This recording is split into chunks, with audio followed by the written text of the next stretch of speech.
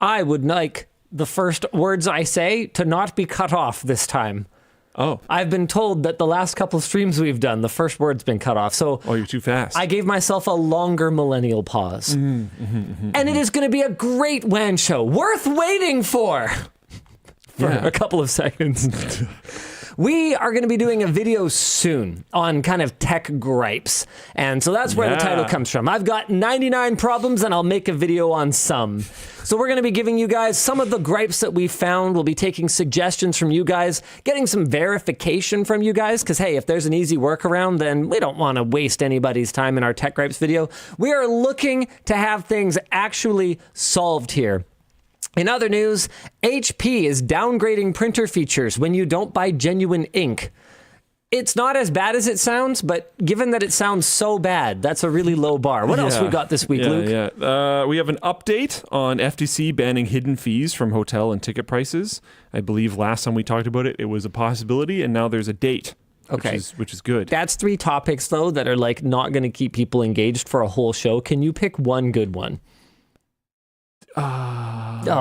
Terrible. Terrible. There's definitely going to be inappropriate mods for Final Fantasy VII.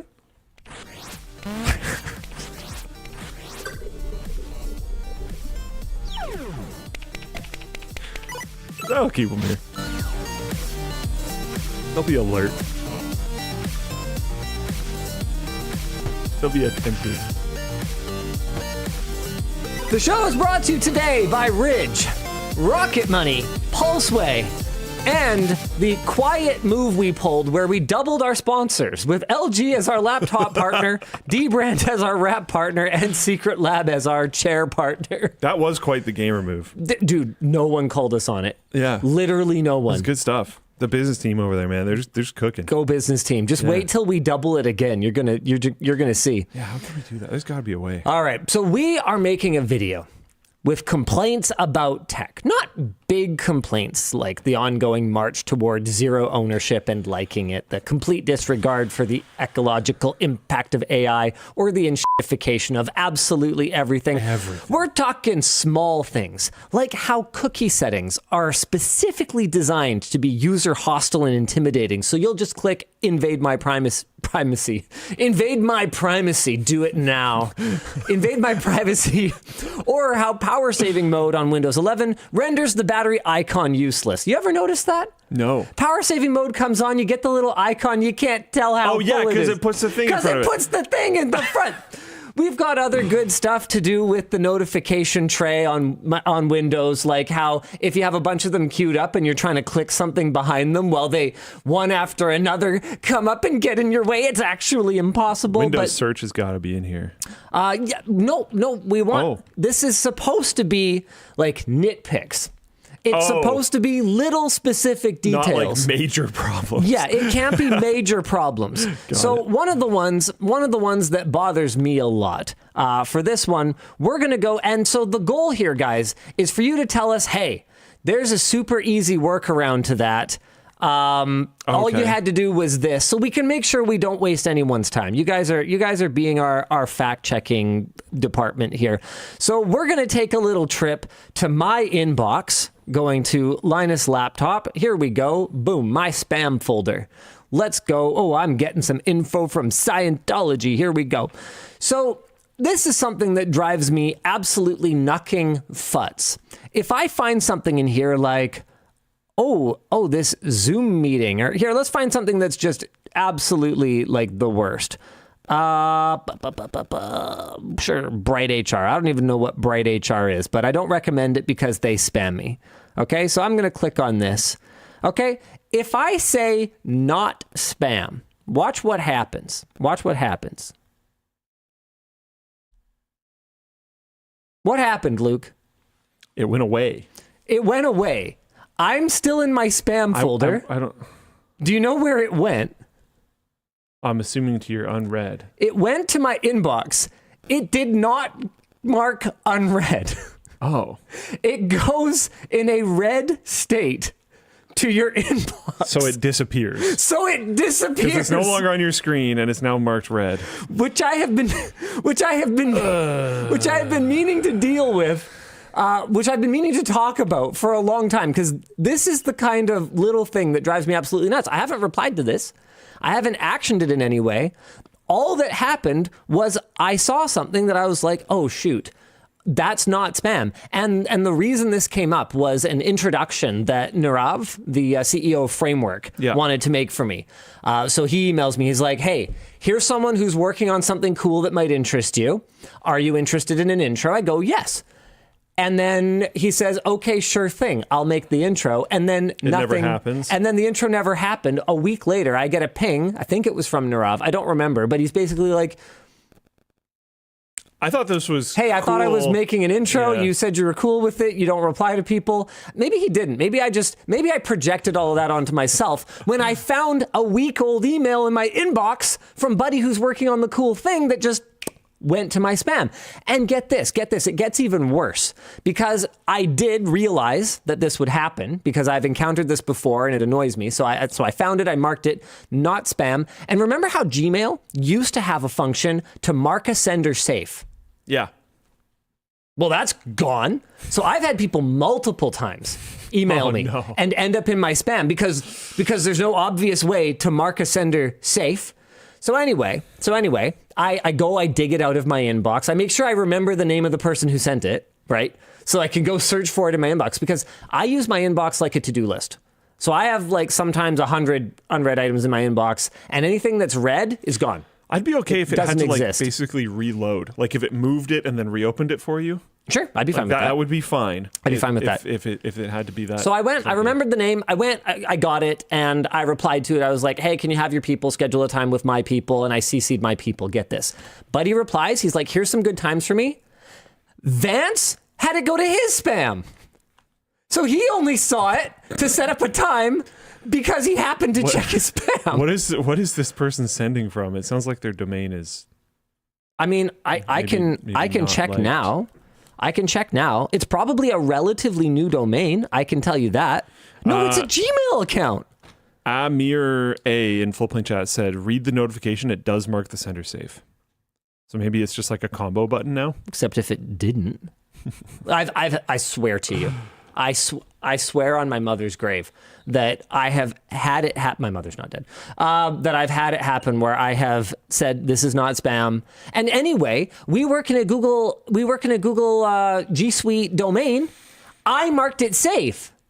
So why is it going to Vance's spam then? That just happened. Like just now, just happened. Yeah, I don't know if like marked safe senders is workspace wide. I mean, should it be an indicator? Maybe from I don't know, to be honest. I don't think so. Yeah, because I mean, okay, I could see, because while it could be a good indicator for safe senders, assuming everyone is like savvy and does it properly. Yeah, that might not be. But it could also amplify bamboozlement. So that's potentially dangerous. You're right. Yeah. And if you like, yeah, I don't know. If you convince someone through social engineering on a completely unrelated team but within the same organization that you are a safe sender, and then you send garbage to other people on the team knowing that you're manually flagged as safe. Yep, that's fair. From this random person in the company. Asaf 400 says, happened to me this week. Marked not spam, same sender went to spam. Also, other emails from the same sender still stuck in spam, each needing to be manually put in the inbox. So that's mine. That's my contribution to the tech gripes video. We've got a couple of other ones. Here's one. There's still no good way to transfer files from Android to iOS.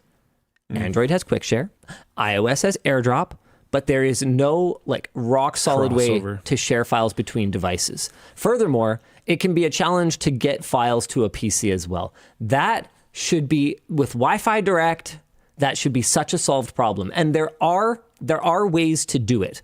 Like, it's not like you can't pair your Android phone to your Windows PC. It's a whole thing when you're setting up Windows. It prompts you to do it and everything. But that's not what we're talking about. We're talking about Luke snaps a quick picture on his phone and is like, hey, can I send this to you? And I'm like, yo, I just turned on my sharing, AirDrop style, and it just farts over onto the laptop. That needs to be a thing. Google Quick Share, that works. I love it. Isn't that more Android? Not. KDE Connect. I mean, I can already tell you just from the name of it that is not going to be what like my aunt is going to use. Sale-esh says, Share It used to be the app to do it until Apple removed it from the App Store. Oh man, I love that. It's Android to Windows. Yeah, well, it doesn't solve the problem, I love that. I'm going to put down a few of these for us to look into. I've got local send here. Someone's like, I just use Discord. Oh, that is so sad. That should not be the way. That is largely what I do, though. That is actually sad. I agree. Actual ass. I fully agree. That is ass. Yes. And I don't mean like attractive, like thick ass. I mean like with hair everywhere. Oh yeah. Like everywhere. Like long. Like on your head long. Like just like matted. Shaggy. Yeah. Shaggy ass. What else we got? Windows Someone's settings. Probably into that. Windows settings. Here's a good one. Why is Windows settings limited to a single window? Have you noticed that? The modern settings menu, you can only have one window open? Yeah. Yeah. That's annoying. Yeah. What the heck? Yeah. It's not like game breaking, but it's annoying. Okay, I think I'm starting to embrace the theme. And since we're in the settings menu, since we're talking about it, why exactly is it that time and language is deserving of space here when display, sound, power and battery, these are all things that do not merit the top level of the sidebar? Are you kidding me? That's pretty rough. How often do you change the time on your computer?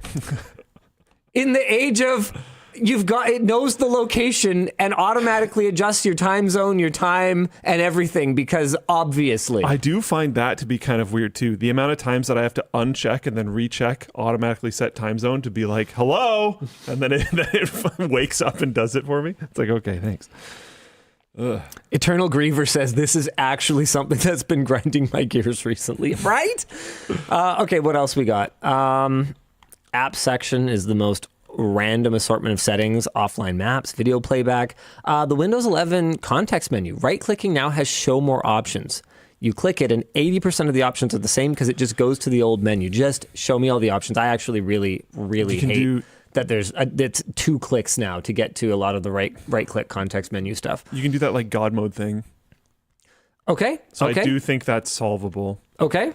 You can also remove it as well. I think we talked about that earlier in the week. Yeah, there are solutions that disabled on this here. computer. They're not default, so it's still annoying, but there are solutions. So and I think their registry that's too. a big part of the Tech Gripes video, is we want to present solutions, and if the solution is, here's a quick registry, cool. D word that you can reconfigure, then that's great. Or if the solution is, hey, if you could just add like 3 lines of code. Hello, anyone? This is not going to make it into the video because no one cares, because no one uses Xperia phones. But I saw a post recently asking, well, why none of the big tech YouTubers review Xperia phones? And the answer is because no one cares. They're super expensive and limited availability outside of Japan in certain regions. But for me, I can tell you the reason that I don't daily one is because even now, after all these years, Sony still hasn't added like the 3 lines of code that it would take to swap the back button and the task switcher button, or whatever the square one is called. I prefer the back button on the right. I have homunculus hands. I am right-handed. I cannot reach back all the way across on the left. I use back a lot. You might say, everyone's going to. I like back. I'm a back enthusiast. Okay? I like it. I like to be able to reach it. I like to be able to get my thumb. Wait, okay. The point is just that I need that button a lot. And if it's over on the other side, it's really hard for me to reach. I could reach around. Sorry, let's just continue. That works. If anyone from Sony is watching and didn't get totally bothered by all of that, I will immediately So I want the headphone jack. Whoa. I want the taller form factor. Yeah. I want the gorgeous display. I want the camera. I want everything that is really good about the Xperia. Just allow me to swap it. Just let me move the buttons. You don't even have to do it by default. Just let me move the Just buttons. No, if you get option. the Hong Kong one, we can root it and just switch it over. Panthomus, Or is it a- Pathomus says they're never going to do it. Yeah, I know. But they're never going to do it. Oh, man. Yeah, I think center start menu, that's more of just like a design thing. Sorry, I'm just going through some of the stuff in my doc. We've got, oh, man, this is amazing. Anyone here on macOS? Shout out if you're on macOS in the chat. Okay? Hit me up. Apple finally added window management with snapping. Finally. They didn't have snapping? No.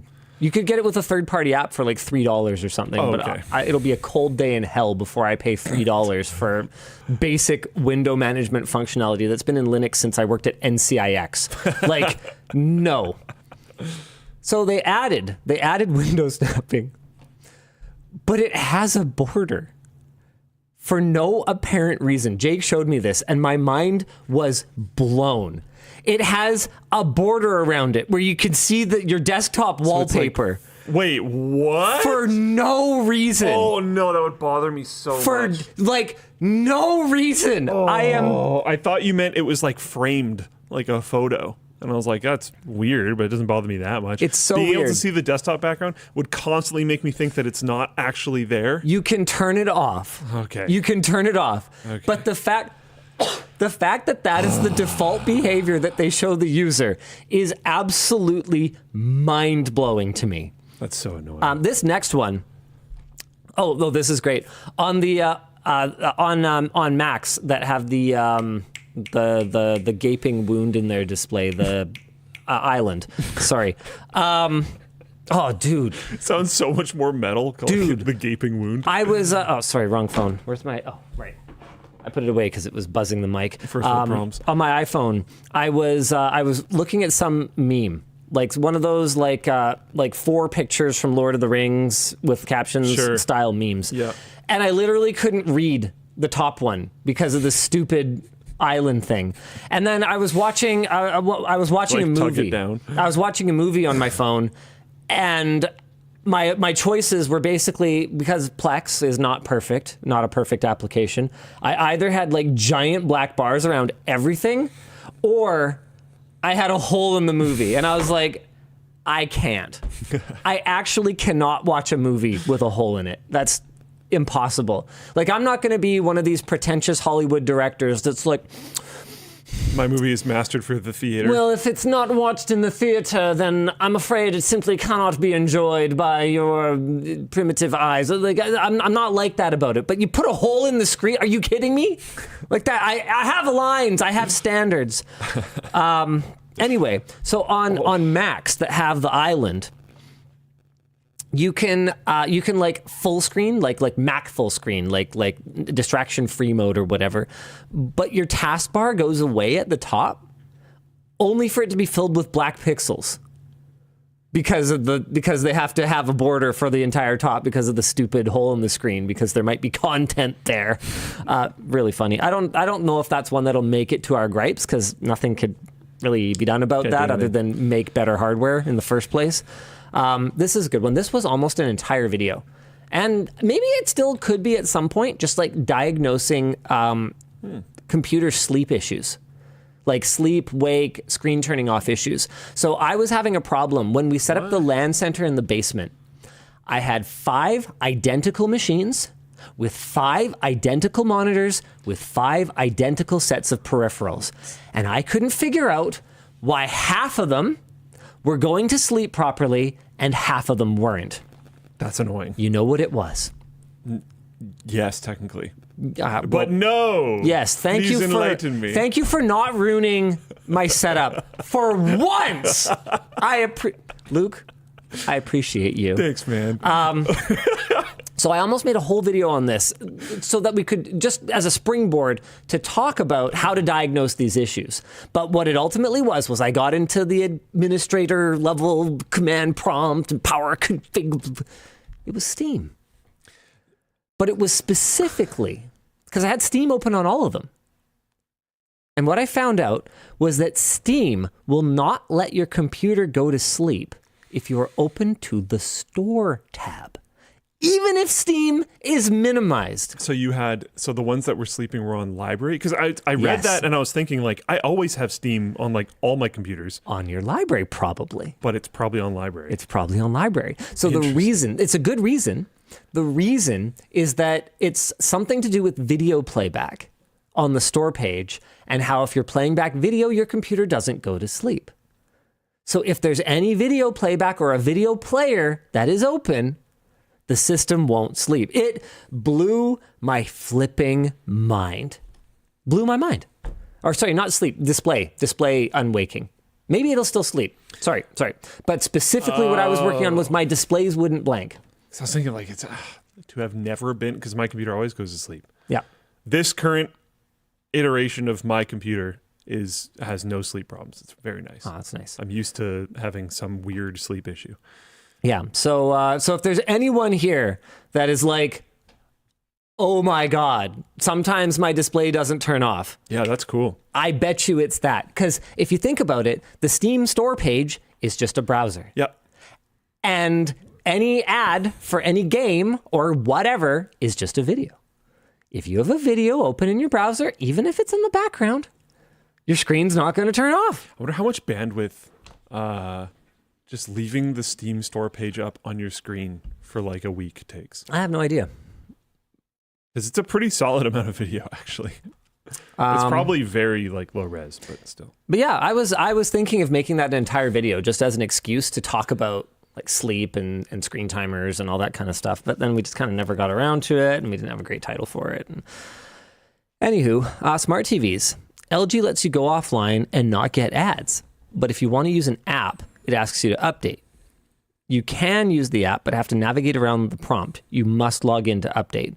And then our second one is the entirety of Tizen OS. I think that's too broad. Adam. I don't think we're going to do that one. They're supposed to be nitpicks. I feel like Adam has a TV with Tizen OS. Monitors. Personally bothered.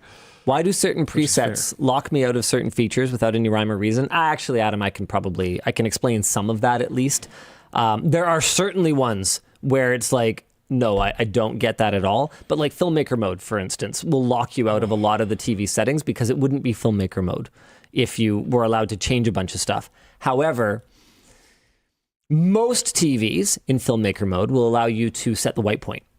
Some of them will lock you in warm because that is like a filmmaker. I do not like the warm preset. I prefer 6500 Kelvin and don't touch my white point. But anyway, the point is that some of them do make sense. Some of them absolutely don't.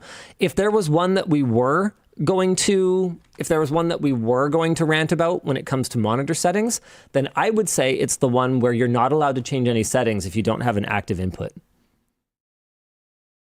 Yeah, why not? Old monitors used to let you have them on and play around with all their settings and everything. Yeah. Whereas now, you can't tell sometimes if your computer is broken and not outputting, or if your monitor's not on and not receiving a signal. It drives me absolutely crazy. I didn't know that was an issue, but I have used that to try to diagnose if my computer is properly sending out display or not. Drives me flipping so that's really annoying. Crazy. Beltrix says, well, the settings are tied to signal type. There are plenty that aren't. Yeah. And I just want it to be on so I know it's on. So that I know what input it's on and that it's looking for signal. Give me something.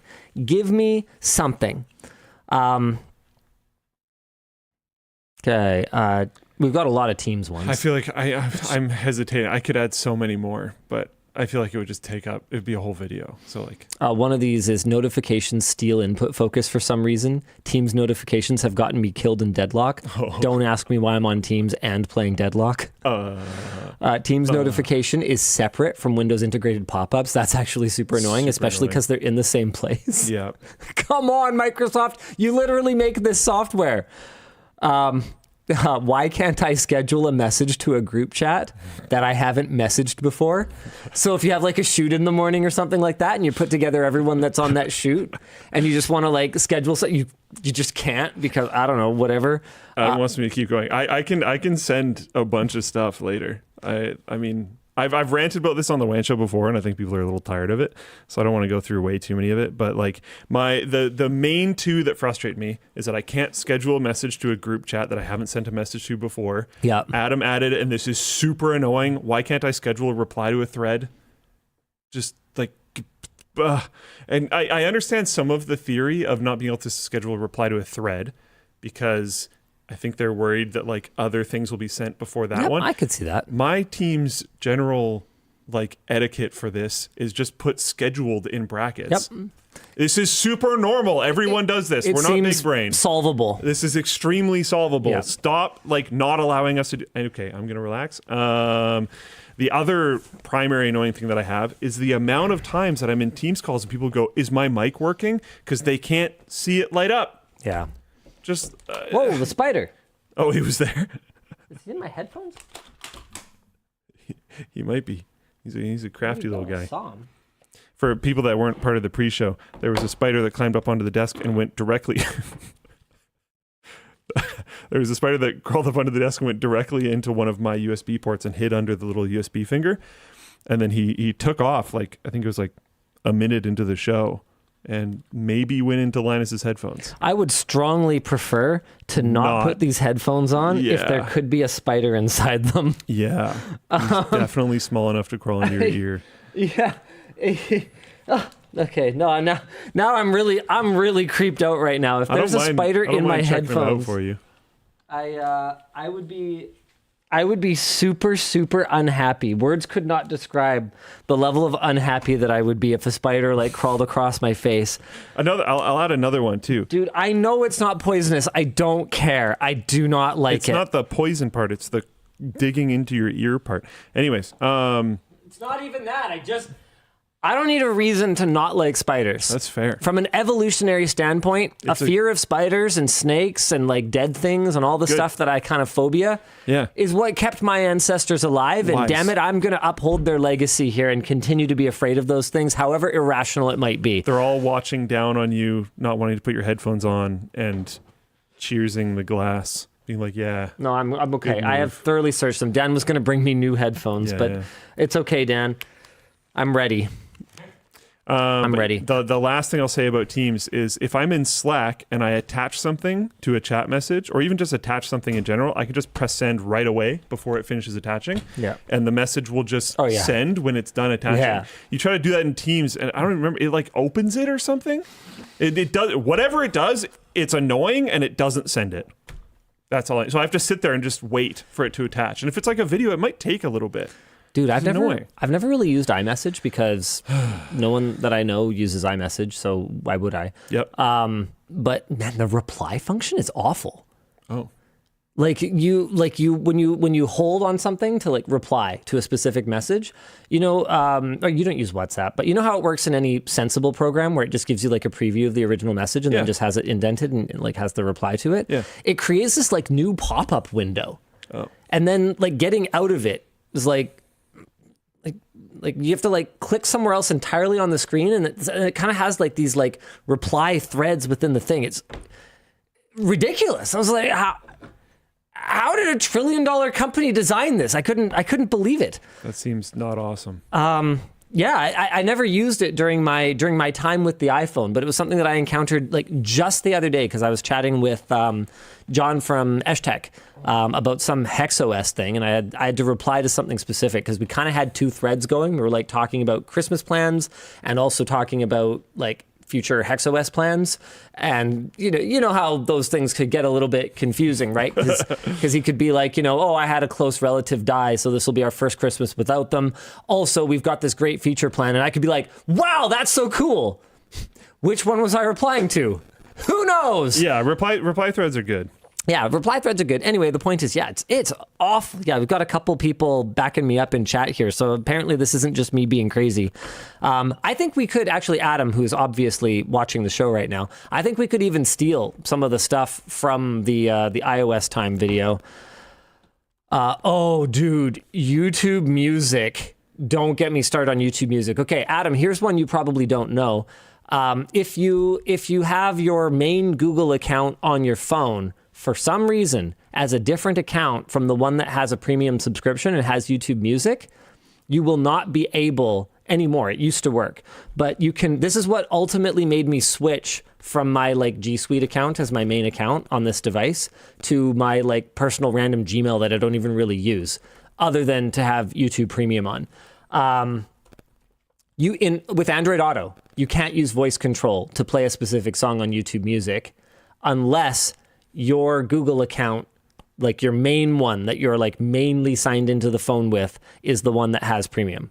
So just like having another one, you can't select which account you have. And it's so annoying. I really wish, like, I think this would be a pretty cool feature, is if you could like claim your like network of Google accounts, basically.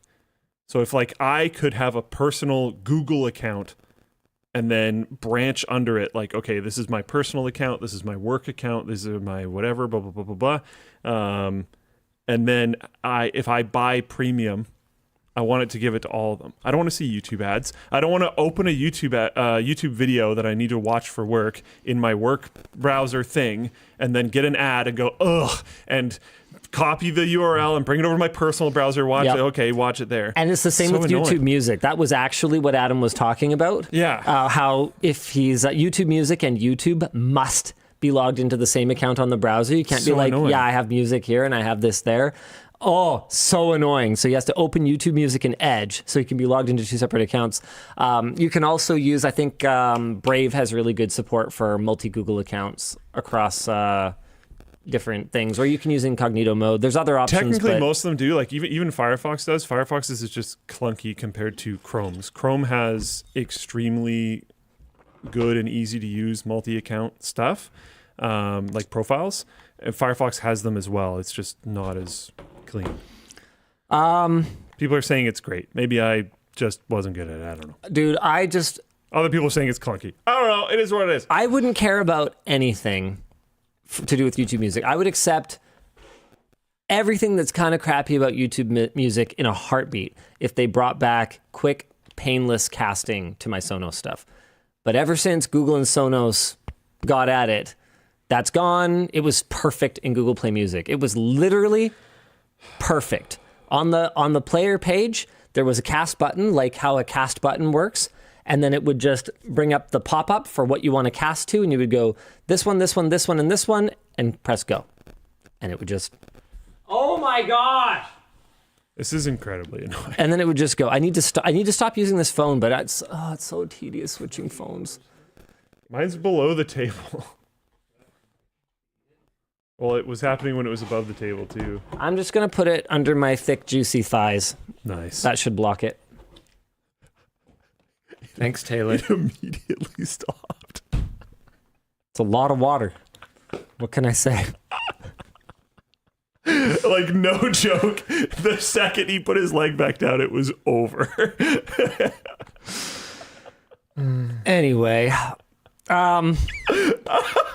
dude, I've been hitting the Stairmaster lately and the rowing machine. Yeah. Dude, these thighs are getting firm. Yeah. They're getting to be firm thighs. Yeah. Yep. I actually like go to the gym now. He's never going to get me to lift anything because it's just like... You lifted things? It's not... What did I lift? Your body.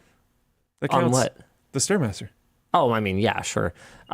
Dude. Stairmaster's a real... I've never been on a Stairmaster before. Stairmasters that's a real workout, man. Dude.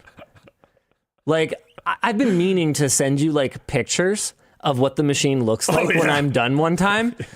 Like, dude, I'm in there. I'll do, like, half an hour of cardio. And I can't do one thing, like, at the like, go hard, like, level that I want to do it for the full 30 minutes that I like to do. But you know my thing, where I like to do 30 minutes of cardio, like, every day-ish. I try to do every day, but it doesn't happen every day. Sick. So the thing I did the other day was I hit the rowing machine for 10 minutes, then Is this at the Smash Gym? Yeah, then the bike for 5. Do they have the cleaning stuff yet? Yeah. Okay. Then the Stairmaster for 10, and then finished off with another 5 on the bike. So in 30 minutes, the 40-ounce bottle, I had drained 2 of them, to give you some idea. Insane. Yeah, that's nuts. I'll go to the gym, and I tend to go for like a while. Like for whatever reason, I'm not really into like the when I'm doing weights, I'm not really into like the 30-minute workout. I like going for like quite a bit of time. And there'll be some chick on the Stairmaster when I walk in. She's like not moving that fast, but she's on the Stairmaster. And I'm noticing like I'm close to wrapping up my workout like an hour and a half later. And I'm walking by and I'm like, she's still on there. Like, what the hell? Oh my God. Like I would fall over. There's no possible way. It would not happen. I could do it at a low pace for a long time, but I don't know what the settings at that point, are. It's probably like 2 hours. I don't know what the settings are equivalent to, but I'm trying to think. Like, what's the pace that it's at? I'll have to check sometime, but it's at 16, whatever that is. That's going to be machine dependent. Yeah, probably. yeah. So I forget how many stairs per minute it is, but it's it's a lot. It's painful. It hurts a lot. Okay, what else we got here? Someone said, I would like to hear more about Luke's fitness habits as a fellow lifter. I'm trying to get a Floatplane exclusive. Oh yeah, that would be cool. Where we get a bunch of, not me, but a bunch of different of the people, including myself, but a bunch of different people at the company that like to gym often, to do like a round table discussion thing. We film it for Floatplane. Cool. I think that'd be pretty sweet. Cool. None of us are like, I'll participate. Trainers or anything. That'd be cool. I don't. Yeah. Oh wait. Well, does it count if it also includes like badminton stuff? I think so. I don't know. Like, can I just to me? I think it's just like a fitness discussion. I think. Dude, I think it'd be neat. I did not realize how hard I destroyed myself yesterday because I wasn't in the gym. I was playing badminton. But what I did was we played a format called box game, and don't worry, I was playing with my wife. My goodness. Anyway, box game makes in front of the service line is out, and behind the double service line is out. So it's like a shortened court, and typically you play on a half court. So it's a little bit wider than half of a singles court because you use the doubles line, and you play directly across from each other, or diagonally. But I'm playing a format with Yvonne to help even things out because I'm a bit of a stronger player than her, where she takes half a court, right? Half a box, and I take a box that is the entire width of the singles court on the other side. So I put on a 20-pound weight vest yesterday, and I played that against her. Dude, I could barely emerge from my bed this morning. I destroyed myself. I'm in so much pain today. Like it's actually awful. There's a certain level where it's like, okay, that might have been good, but it might not also be worth it. Well, it's hard because when I'm having fun, I don't realize, I don't notice. Yeah. I'll sometimes get in a zone where like I don't register the level of strain properly. And then like the next morning or that night, I'll be like, I'm really tired. And then I'll be like, oh. Yeah, Radon Man says pain is weakness leaving the body. No, sometimes it's just overdoing it. We've got one here that is, why can't I just plug a USB-A to a USB-A and transfer files between computers? There's a lot of security reasons for that. I don't think we'll include that one. I mean, there are some good points here. You can plug in a phone, which is just a portable computer, and copy files from that. But also, I don't know. I'm sure there's reasons for that. Google Gemini, just in general. Okay, that's too broad, Adam. I don't know if we'll do that either. But Google Gemini replacing Google Assistant can't do 80% of Assistant functions, but can hallucinate Google Sheets. Yeah. And I can't, admittedly, I haven't dug too deep into this, but it switched to a default male voice. And I don't know, I just don't like my phone talking to me in a male voice. Mine switched I don't like too. it. I had, I did this whole gambit like years and years ago where I set up a .co.uk email address to get like a specific voice from my just phone. To get like a British, like a sexy so British. I thought it would be like cool. Lady that voice. Wasn't really even the goal. I just thought it would be like neat. And then, it changed it. I was like, that's annoying. It doesn't really matter that much. It's just weird. I don't know. All right. Let's maybe jump into our second topic. No, we have to do a second topic. I'll do a quick one. Okay, Dan? My hero. Let's go! My hero. Yes! My guy, Terry, will be featured on Canada's $5 bill. Okay, this is not really tech related, but we have talked. Who cares? We have talked about the actual rightful king of Canada, Terry Fox, before on this show. He's a Canadian hero, and the only reason he's only a Canadian hero is because most of the world doesn't know about him. If you don't know who Terry Fox is, go read about him. He's actually the most coolest, wholesomest, awesomest, most inspiring guy like ever. And he is finally going to be in his rightful place on our money, damn it. So he's going to the $5 note. The process of replacing Wilfrid Laurier began almost 5 years ago, apparently, and the Bank of Canada got more than 600 submissions to their open nominations for the honor. They made the right choice. Yeah. After losing part of his right leg to cancer, Terry embarked on his Marathon of Hope, an attempt to run across Canada on his prosthetic leg, raising money for cancer research. His run was tragically cut short in 1981, but he was still able to raise $24.7 million. That was $1 for every person living in Canada at the time. Yeah. Since his death, annual Terry Fox runs have been held all over the world and have raised another $800 million for cancer research. That's Canadian dollars, unfortunately, but still, it's a lot of money. Not a ton of amazing news coming out of Canada over the last little while. Yeah. This is cool. This is cool. We're finally doing it properly and putting Terry on the money. So that's good. Yeah. It's finally time. Okay, fine. We'll explain merch messages, Dan. Merch messages are the way to interact with the show. You can have your merch message pop up there. You can have it go to... What the? You can have it go to producer Dan, who will reply to it. He might forward it to someone internal to better address your question, or he might curate it and it will go to me and Luke to reply to you live on the show. Dan, do you want to show the fine people out there how it works? Sure. Hey, DLL, question for Linus primarily. You've mentioned before that you like to see employee candidates' personal projects. What are some of the coolest projects you've seen? Oh, dude, I haven't been a job interviewer in like years and years. Luke's probably seen some cool stuff, though. Sean's home lab was sick. That was cool. Yeah, our IT guy. Yeah. If I remember correctly, Nick Harris had some cool stuff. I remember someone showed me a cool Plex server at some point that they like cobbled together. It was like very janky. And I was like, I've had a nice. surprising amount of like software dev applicants that, you know, would just have nothing to do with anything to do with hardware here. Show me their like computers or home servers or whatever. Just because like, you know, I often get into those types of questions, like what kind of stuff are you into? And then, you know, it'll naturally lead to showing into those things. Had some really cool software projects. The first, this was way too tough of a project. We've significantly toned it down since then. But the first developer hiring wave that we did for Floatplane, do you remember this? The game? Make us a game? That was way too big of an ask. It was also way too open-ended. We were new. We did not know quite what we were asking of people at the time. But the developer that did get hired and is still with us from that wave, we basically asked make us a game, and then we listed like some things that would be cool for it to have.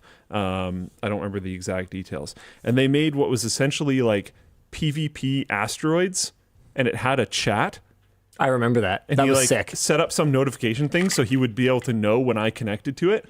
So when I jumped into it, it's supposed to be PvP asteroids. He also jumped on, and then we like fought against each other and were able to talk in the chat. And I was like, whoa, okay, that's pretty cool. We have some people who work here who are like probably too good. Yeah. What And can I'm I say? happy they're What still can I say? here. Luke's a great boss. Yeah, thanks for sticking with me. Oh man. But yeah, I don't know. Yeah, someone's like, I want to play that now. It was genuinely entertaining. Oh yeah, you showed it to me. I tried it. It was really fun. It was pretty sick. It was like super fun. Hey, Rod piping up in the chat. He says some freaking amazing people. Heck yeah. Rod knows a lot more of the team than most average Floatplane viewers would, because he's come up and hung out with us a few times. Yeah. Rod, you're coming up for softball night this spring, right? I know it's a little early. It's December still, but you're going to come join us for at least one softball night, right? I want a commitment I want a commitment today. I'll make it out. Let's see it. Yeah, you better. He says for sure. All right, heck yeah, Rod. I still probably can't bat or throw properly, but I'll make it out. For those of you who don't know, Rod was on the BS Mods episode of Scrapyard Wars. He's an incredible PC modder and has been a long time just sort of awesome supporter of the show. I didn't remember this. I don't know if it made it into the cut because I haven't finished watching the video yet. But we did... Is that me? No, it's you. We did Nick from Creator Warehouse. We did Nick Light's AMD Ultimate Tech upgrade recently, and he reminded me of the time that we had to get 7 Gamers 1 CPU to CES for a sponsor. And the only way for us to get it there safely was to drive it down to Bob and Rod, BS Mods, in Seattle. And Nick took it down there, and then they took it down to CES for us because they were driving to Las Vegas because they had all of their system mods for all of their sponsors. So I had totally forgotten about that. That was the early days when everything was like, just like get her done by any means necessary. It was in the trailer, wasn't it? Or something? Something. I don't remember. Because I remember I was telling someone this story recently, but I couldn't remember why I went down there. But I took a train down there to pick up the old SUV, which is probably what Nick dropped it off in. Oh, that SUV was a piece of crap, man. Oh, yeah, it was a little rough. I still remember when I realized on the highway that it didn't have ABS. I still remember my parents telling me what great condition it was in when we bought it from them. Anyway. Never buy a car from a family member. All the other company vehicles have lasted a long time. Well, yeah, because I picked them. Anywho. It's not Nick Light as opposed to like Nick Full Fat or whatever. It's Nick Light. It's his last name. Yeah. It's definitely not the opposite of... Wait, sorry. What are we supposed to be doing? No. Oh, yes. Good. Nick Dark. No, not that either. Just Nick Light. Oh, dude, man. I made the funniest jokes about Nick Light. I was like, I don't need a filming light because I've got 2 lights when he was like holding his baby. You should have seen High School, lights. Man. Oh yeah, okay. Yeah. A lot of light jokes. Yeah. Can I get a light? Okay, it doesn't matter. If I remember correctly, there was nope. I'm not going to use names. Cool. But there was someone else's name that went well with it. That's all I'll say. All right. Oh, no way. Yeah. It's finally here. Yeah. Introducing the chocolate. No, wait, sorry. Introducing the backpack rain cover. You should all know it's always best to protect your load, especially when things get really wet outside. Seriously? That's the marketing spiel? That's why we designed this rain cover for your LTT backpack. This is one of the times that size really does matter. Okay, so it's on purpose. Since most rain covers are not big enough to accommodate the sheer girth of the LTT backpack. Is this you now? Is this in the writing or are you just doing this? It's not in there. Oh, okay. It's an extra layer of protection to keep your stuff dry while also adding visibility to your bag in the dark with a snazzy mountain landscape-inspired reflective design. Genuinely looks really sharp. It also packs neatly into a zippable carrying case that you can attach to your bag's carabiner or accessory loops and is now available at lmg.gg/raincover. Dude, it's also durable. That was a surprisingly long project to get the costing and the quality and the reflectiveness right and the printing quality and the just, oh my God.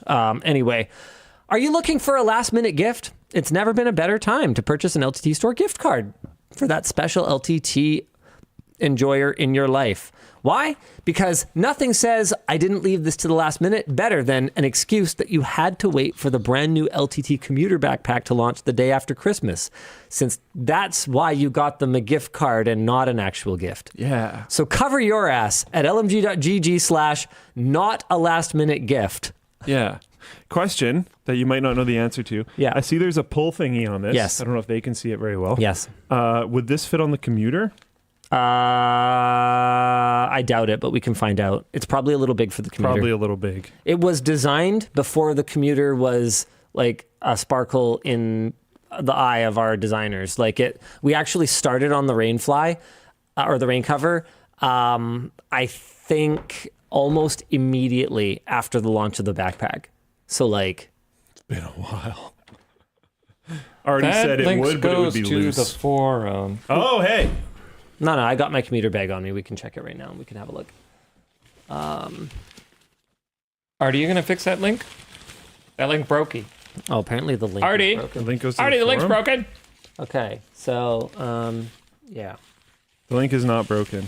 Okay, so now I just got to find out if there's 2 layers on the rain cover. Someone get me a knife. The link's working fine. Dude, I wouldn't recommend this. Too loose? Yeah, this is not this is like clown level. Maybe Yeah. in a pinch situation, No. but don't buy it for that. No, don't buy it for that at all. Not even in a pinch, no pinch.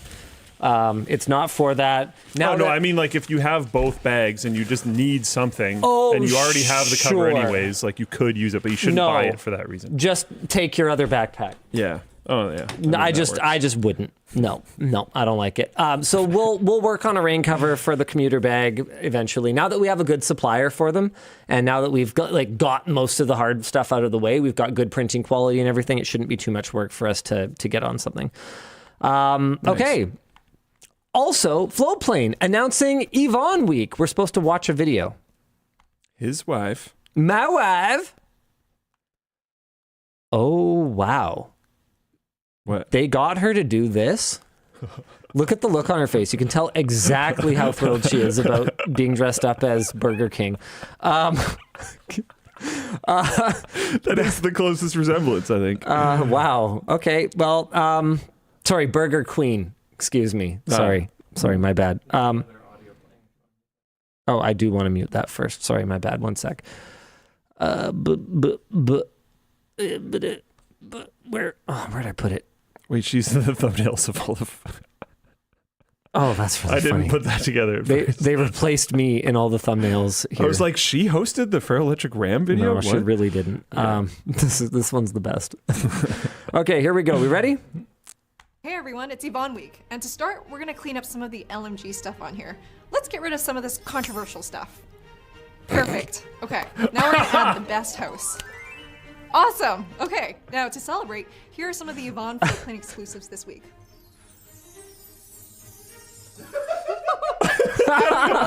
Holorom says, do you want your husband to grow out his beard again? Yes. So we're actually up to 5 cats now. This is Panda over here, and this is Missy. I feel inadequate. How do you deal with people with short attention spans? I feel personally attacked right now. Okay, 5 minutes per ornament. If we need, let's say, what, like 20 ornaments? That's 100 minutes. What did I say it was going to take us, an hour? Best relationship tip that you always follow and why? At first, my answer was communication, but then I realized, as I was thinking that through, that it's commitment. You might not want to compromise or affect change. You're just talking to somebody about how you feel. That is his unhappy, I want to get out noise. That'll be fun. All right, so it's Yvonne Week. We've I like got the people weeks. 3 special Floatplane exclusives, a Q&A, decorating a tech tree, and meet the cats. Yvonne may also appear on a video or 2 outside of Floatplane next week, so keep an eye out as we celebrate one of the OGest of the OGs. 2 fantastic comments under the video. Steve J3D says, finally, the real owner of LMG getting some screen time. Another one is Bazakin said, an entire week of Yvonne-tent? Yes, please. Yvonne tent. I thought those were pretty You know funny. what? I like it. Yeah. I like it a lot. That's very good. That's cute. Okay, more Floatplane exclusive merch. Oh, we have merch. Yeah. For LTT Floatplane subscribers, our second Floatplane X LTT Store collab drops today. Second image after the backpack rain cover on LTT Store. Okay, Oh, Luke, wait. I'm going to have you show Really? them that. I haven't seen this. Included in this drop are 2 shirts. The Content Cosmos tee, which was designed by Sarah live on Floatplane, fueled with ideas from chat. Legally distinct Firefox Pyro Kitsune. I don't know what that means, but that's on there. And the Floatplane exclusive tee, a simple Floatplane logo on a light blue t-shirt, which you all have requested. Whoa! There you go. Oh, that's super cute. Does it really have a flying fox? Oh, legally distinct Firefox Pyro Kitsune. I get This it is now. awesome. It looks like those old comics. An adventure through the content cosmos. This is sick. That is actually very cool. Good price too. Nice. Yeah. Nice. These fly out onto the store on January 1st, 2025. Oh, wait, they fly off the store. So if you're interested, buy yours before then at lmg.gg/FP exclusive. Very cool. All right, there. That's all the announcements. We are done with announcements.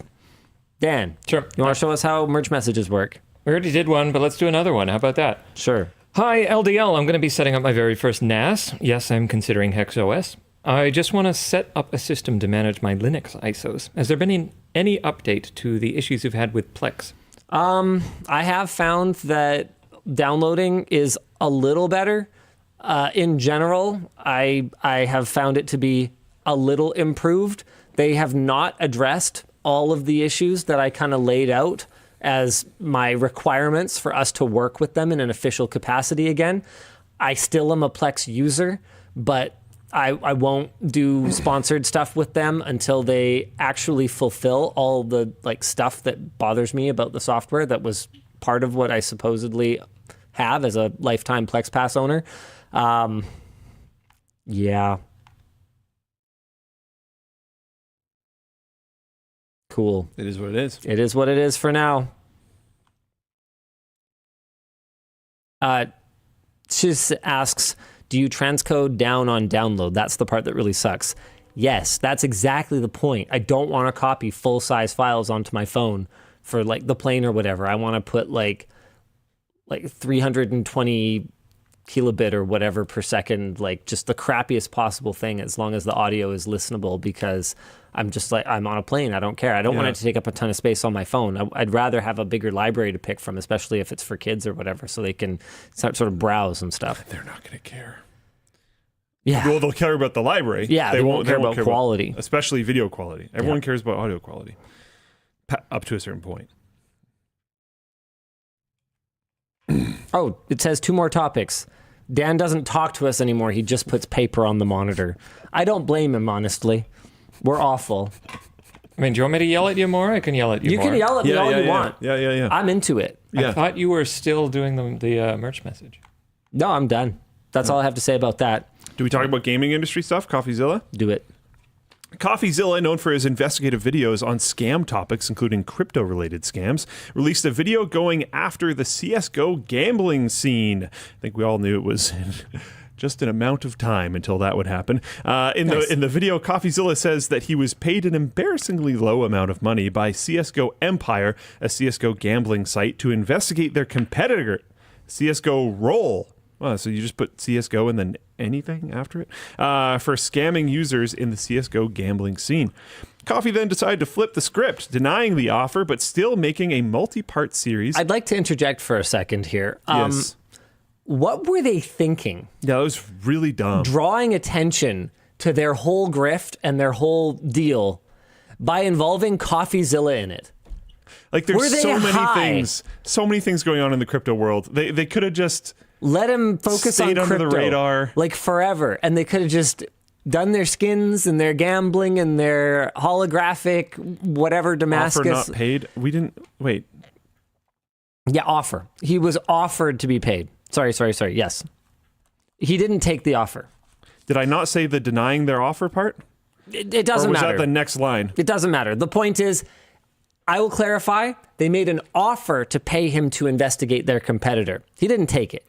Potentially the next line was Coffee then decided to flip the script denying the offer. Yeah. So it shouldn't have said paid in the first part. But still making a multi-part series about the CSGO gambling epidemic that for a ton of you watching. Thanks for a ton of you watching. Elijah did this one. It's okay. He tries. Anyways. We really like him. He's kind. He's a kind person. There's an Elijah note here as well that says YouTubers have been getting in trouble since at least 2014. This is probably since YouTube existed. People just don't care anymore. It has become so accepted in our society. It's crazy. This is a literal multi-billion-dollar industry that so few people even know about. But like Coffeezilla highlights in the video, it's really dangerous to try and go after these companies as they will literally hire hitmen and rioters. Okay, wow, that sounds like a interesting video to watch. Yeah, this is sort of to go along with Elijah's commentary here. This is such a great question. Why? Yeah. Why was this a slap on the wrist, legally speaking?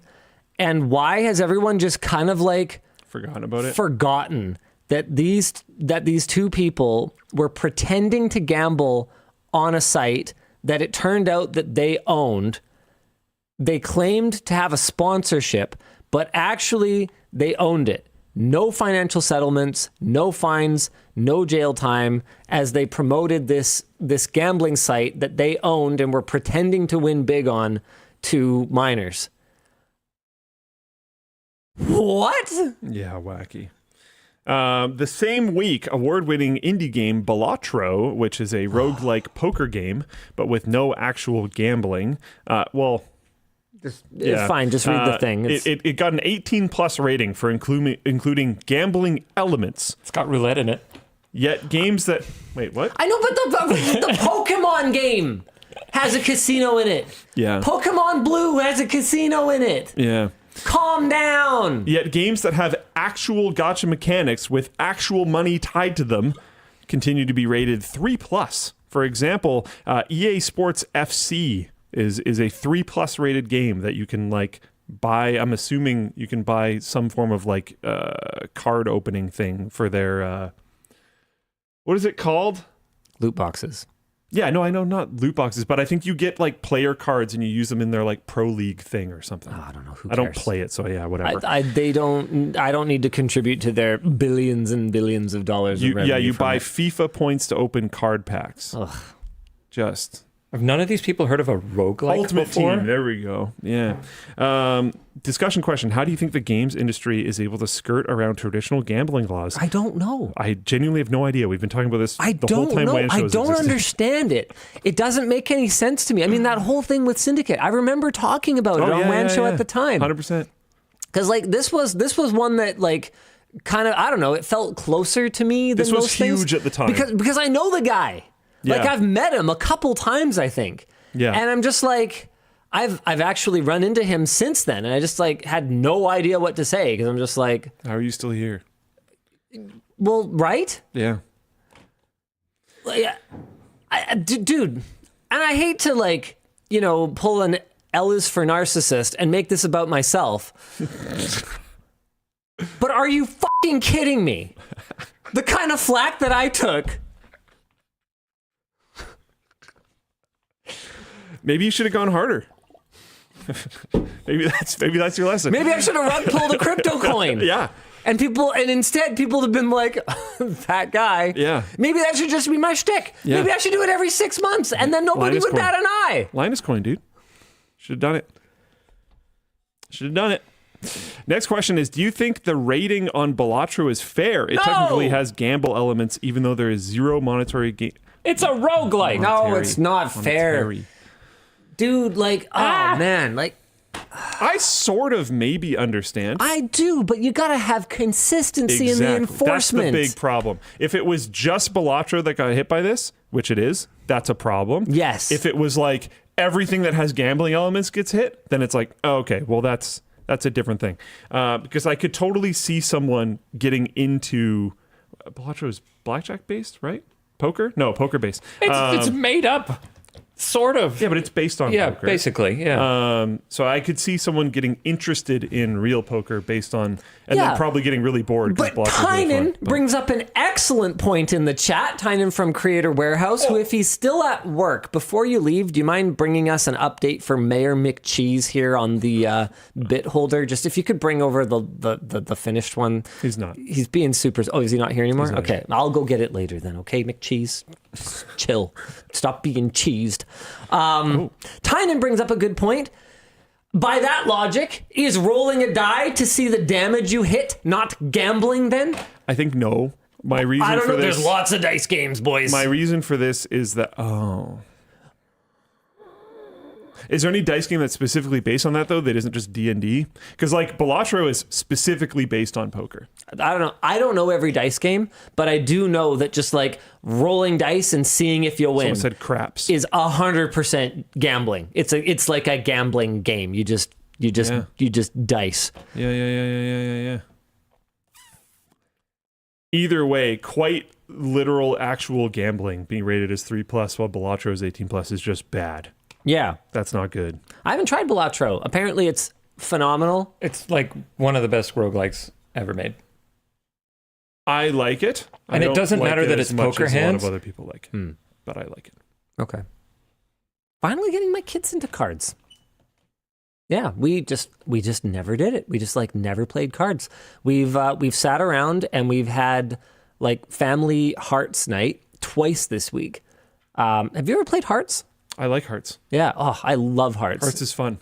It integrates a lot of the cool things about like card games in person, I think. It's a nice mix of luck and strategy. Yeah. Because the rounds, or not the rounds, but the game is long enough that if you're a good player, you can give yourself a much better chance to win. But obviously, a little bit of an element of luck is fun.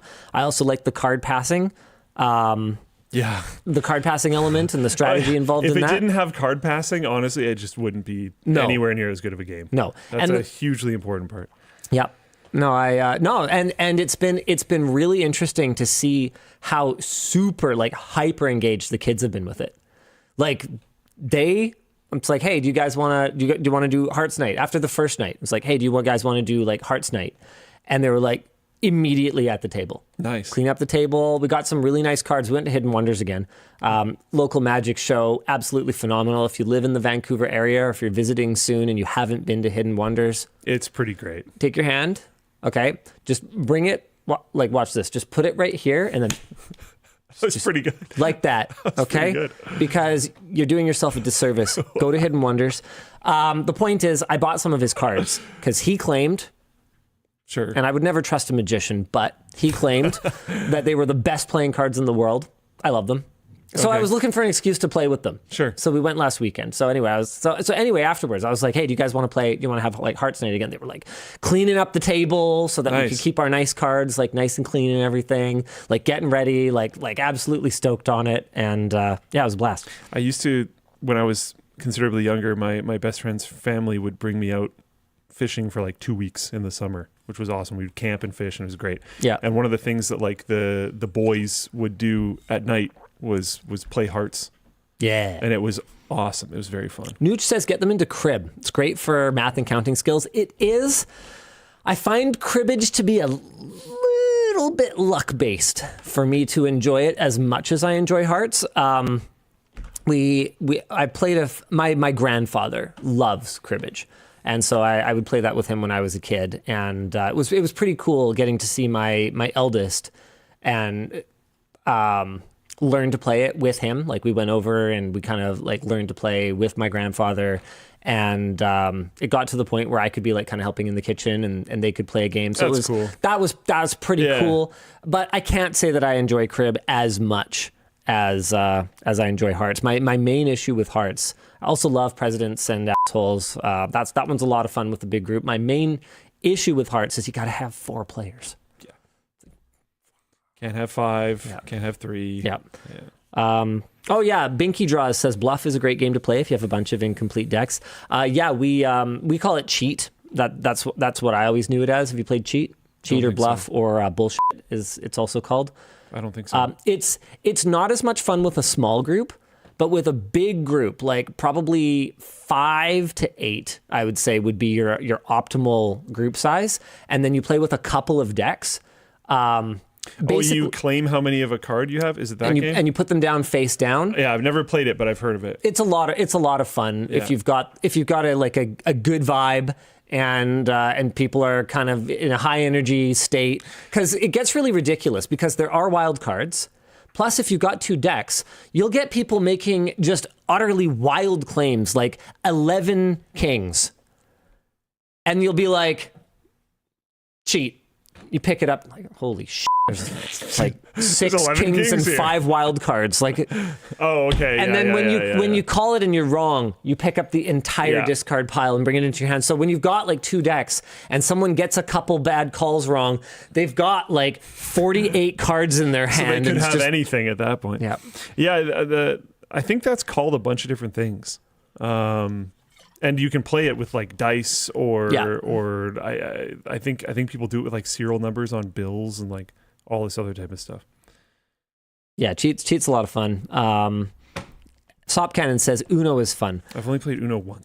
What? Yeah. I unironically agree. Uno is actually a super fun game. And it's like, I think maybe it gets a bad rap for being kind of like for kids or whatever. Oh, no, it's basically Crazy Eights. We just never had it. Yeah, it's Crazy Eights, but there's more cards, and the cards are tailored for the game rather than just being a standard playing card deck. Yeah. Uno's actually like unironically a great game. Buy giant Uno decks. One of my biggest problems actually with Uno is buying the first party cards. They suck. Oh, really? The quality is so low. Like it's low enough that it impedes my enjoyment of the game. Wow. It's like it's hard to deal with them. Considering it's a card. They're sticky. Like, and I'll take a brand new deck out of the box, and they're like they kind of get stuck on each other, and like that's annoying. They just suck. I don't remember them being like that when I was a kid. Uno cards didn't suck, and so. Yellow Jacket Zach says, I have vintage ones that are probably older than me. And you know what? They're probably way better quality. Because when I was a kid, I don't remember them having costed them down so much. Yeah. Like, it sucks to see stuff that used to be good. Steph Dutt says Phase 10 is the same issue where the cards suck now. I've never heard of Phase 10. I don't know what that is. But yeah, just come on, man. I want quality stuff that lasts. How much is that to ask? Apparently a lot. Apparently a lot. Yeah. Crystal says they didn't used to suck, but they changed distributors or something. It's like, well, then they shouldn't. They should find a good one. Anyway. We used to play, the main board game that we used to play was called Malarky. Oh, yeah? Have you heard of Malarky before? Can't say I have. I don't know if it's like still a game that's sold, but this is like the exact box that it was on its Wikipedia, so I doubt it. Oh, thank you. This game, Malarky, is a trivia game that incorporates bluffing into the gameplay, and it was super cool because you would everyone that's Canadian AF. Is it a Canadian game? I don't know. You would get handed out cards, and one person would get a thing that just is like, figure it out. You're gonna have to like make up a lie, and everyone else will get facts, and then it's like about a thing. Oh, that sounds similar to Balderdash, where you are given a word that people are unlikely to know what it means. Oh, and you have to say the definition? And you have to make up a plausible definition. Sounds super similar to that, yeah. And then you have to like sell your thing and why it's correct. And man, it was pretty fun. Yeah, those types of games are a ton of fun. Yeah. Do you remember this? I don't know if anyone else remembers Nightmare, the video board game. I feel like I've heard of this. It was so... I know this frame for sure. Oh, apparently it was called Atmosphere somewhere else. Well, it was called Nightmare in North America, and it had this it had these creepy like video VHS tapes that would go along with it. Here's the what? $350? Are you kidding me? No. Here's one for $60.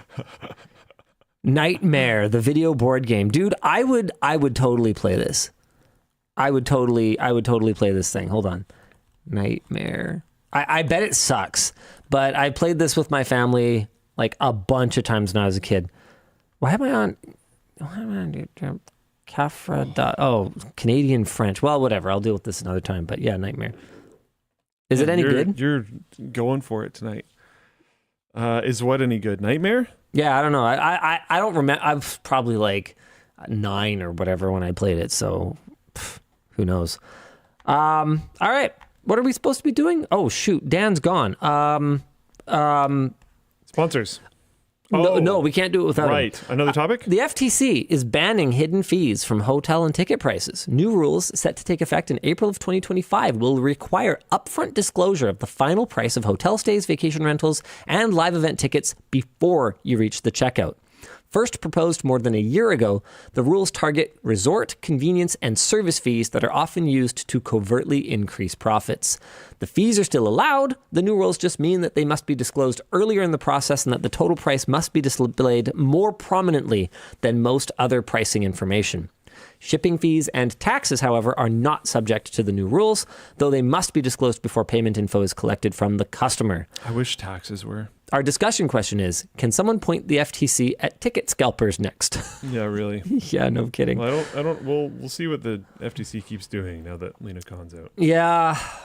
Rip Lena Khan. Because this is a Lena Khan era thing. Come to Canada, Lena. Yes, please. We'd love to have you here as the, I don't know. We just got a bunch of new ministers.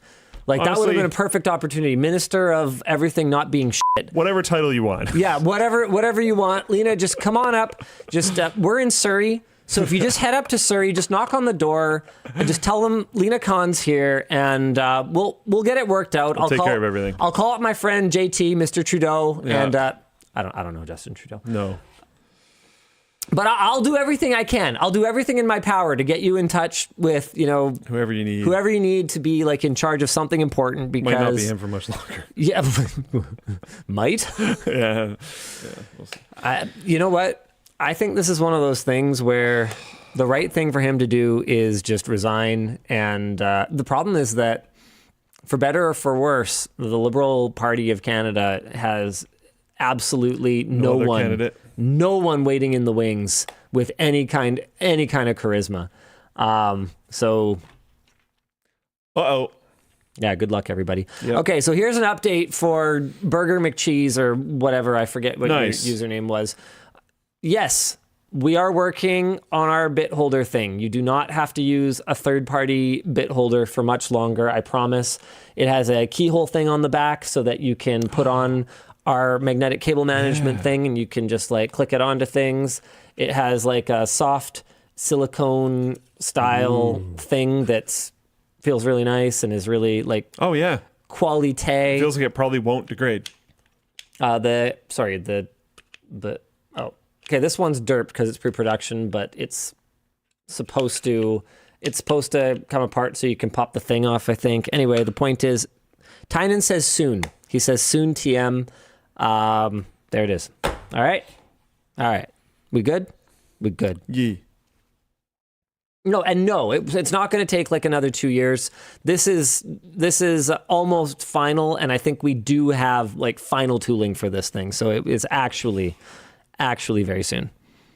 No, just the one size for now. I'm still over here waiting for the scribe driver pencil. Man, things take time. Do you have any idea how many people work at Creator Warehouse? Like it's only a team of a couple dozen people, of which at least 2. I think only about a half are actually in like product design, because you have to have administration and like customer service and like all those other things. So you look at the number of products that team creates. It's a crazy amount. They're actually incredible. Yeah. So there you go. World class. There's significantly bigger teams that make one product. Speaking of which, Ridge, our sponsor. No, they make way more than just wallets now, but they used to. They used to be called Ridge Wallet. It's time to scrap your old bulky wallet. This was so weird to watch, dude. Yeah. Our sponsor, Ridge, is having a holiday sale now, and you can get up to 40% off.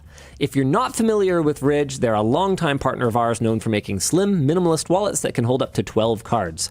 Unlike traditional wallets, the Ridge wallet is built to last, and they don't just make wallets. They have key cases, luggages, look how durable it is, and more. Whether you're treating yourself, someone in your family, or a friend, Ridge's deals mean the perfect gift this holiday season doesn't have to come with a huge price tag. If your loved ones are also our viewers, you can even gift them an LTT circuit board wallet, which is on sale right now. Don't miss out on their holiday deals. Head to ridge.com/WAN to get up to 40% off. Man, AI is a trip, dude. The link is in the video description. That is weird. The show is also brought to you by Rocket Money. Sorry it's long. They require it to be at least 60 seconds long. I'm 100% sure that I wasn't supposed to read that. Speaking of wallets, our sponsor Rocket Money helps you stay on track with your finances so you can stop hoarding hotel mini shampoos or sauce packets. Can you name all of the subscription services you've signed up for off the top of your head? If you can't, that's a problem. Especially when you've registered for an app's free trial and completely forgotten about it afterward. Here's what Rocket Money does. It shows you all your subscriptions in one place, and if you don't want them, you can go ahead and cancel with just a few clicks. Rocket Money can also build you a personalized budget based on your spending habits, helping you grow your savings and lower your bills. And that's not all. Their agents can negotiate better rates on things like your phone or internet bill, all on your behalf. Their new Goals feature can even automatically save money for you by transferring funds from your linked checking account into a non-interest-bearing custodial account. Rocket Money has over 5 million users and has saved a total of $500 million in canceled subscriptions, with members saving up to $740 a year when using all of the app's features. So stop wasting money on things you don't use. Cancel your unwanted subscriptions by going to rocketmoney.com/WAN. Finally, the show is brought to you by Pulseway. Do you have more important things to do during work hours? Whether you're grabbing coffee, binging your favorite show, or just stepping away, our sponsor Pulseway has got your back. With their powerful platform, you can inspect all of your endpoints in minutes, roll out pre-configured policies in bulk, and get systems up and running fast. It's like you're physically sitting right in front of every machine, managing files, running apps, and controlling systems seamlessly. With their mobile app, you can monitor, troubleshoot, and solve problems in real time, anytime, anywhere. Pulseway even automates repetitive IT tasks and fixes issues before they snowball into bigger problems. And you'll get instant notifications when something goes wrong, so you'll never miss a thing. Artie just came in here and took something off the table. Artie, what'd you take? What is it? The bit holder. Oh. All right, see you later. And for our viewers only, Pulseway is offering 25% off all plans. So try Pulseway for free at lmg.gg/LTT24. How mad do you think the business team's going to be that I read that thing about it needing to be 60 seconds long? They should know that you read off the prompter. They should know. F*** you, San Diego. Oh, no, wait, sorry. Pulseway. Go f*** yourself, San Diego. We had Pulseway. We had it a was the other topic one. we were going to do a while back, which was like your favorite WAN show moments. And I still have bookmarked when Adam Sondergaard wrote that thing in the script, and I was just like, whatever, and just read right through it. The like Eufy smart camera thing. Do you remember that? There's With your, what was it, your taint and balls or whatever? Oh, it was so good. For those of you in San Diego who are upset, it's an Anchorman reference. It's not. I don't actually care enough about the city of San Diego to have feelings about it. I mean, Which maybe is worse. I don't know. who knows? Oh no, It was good. I don't have the link anymore. I had the link when we were doing the topic, but we didn't end up getting into it for whatever reason. But it's a very funny clip. Okay. Okay, Dan, hit us.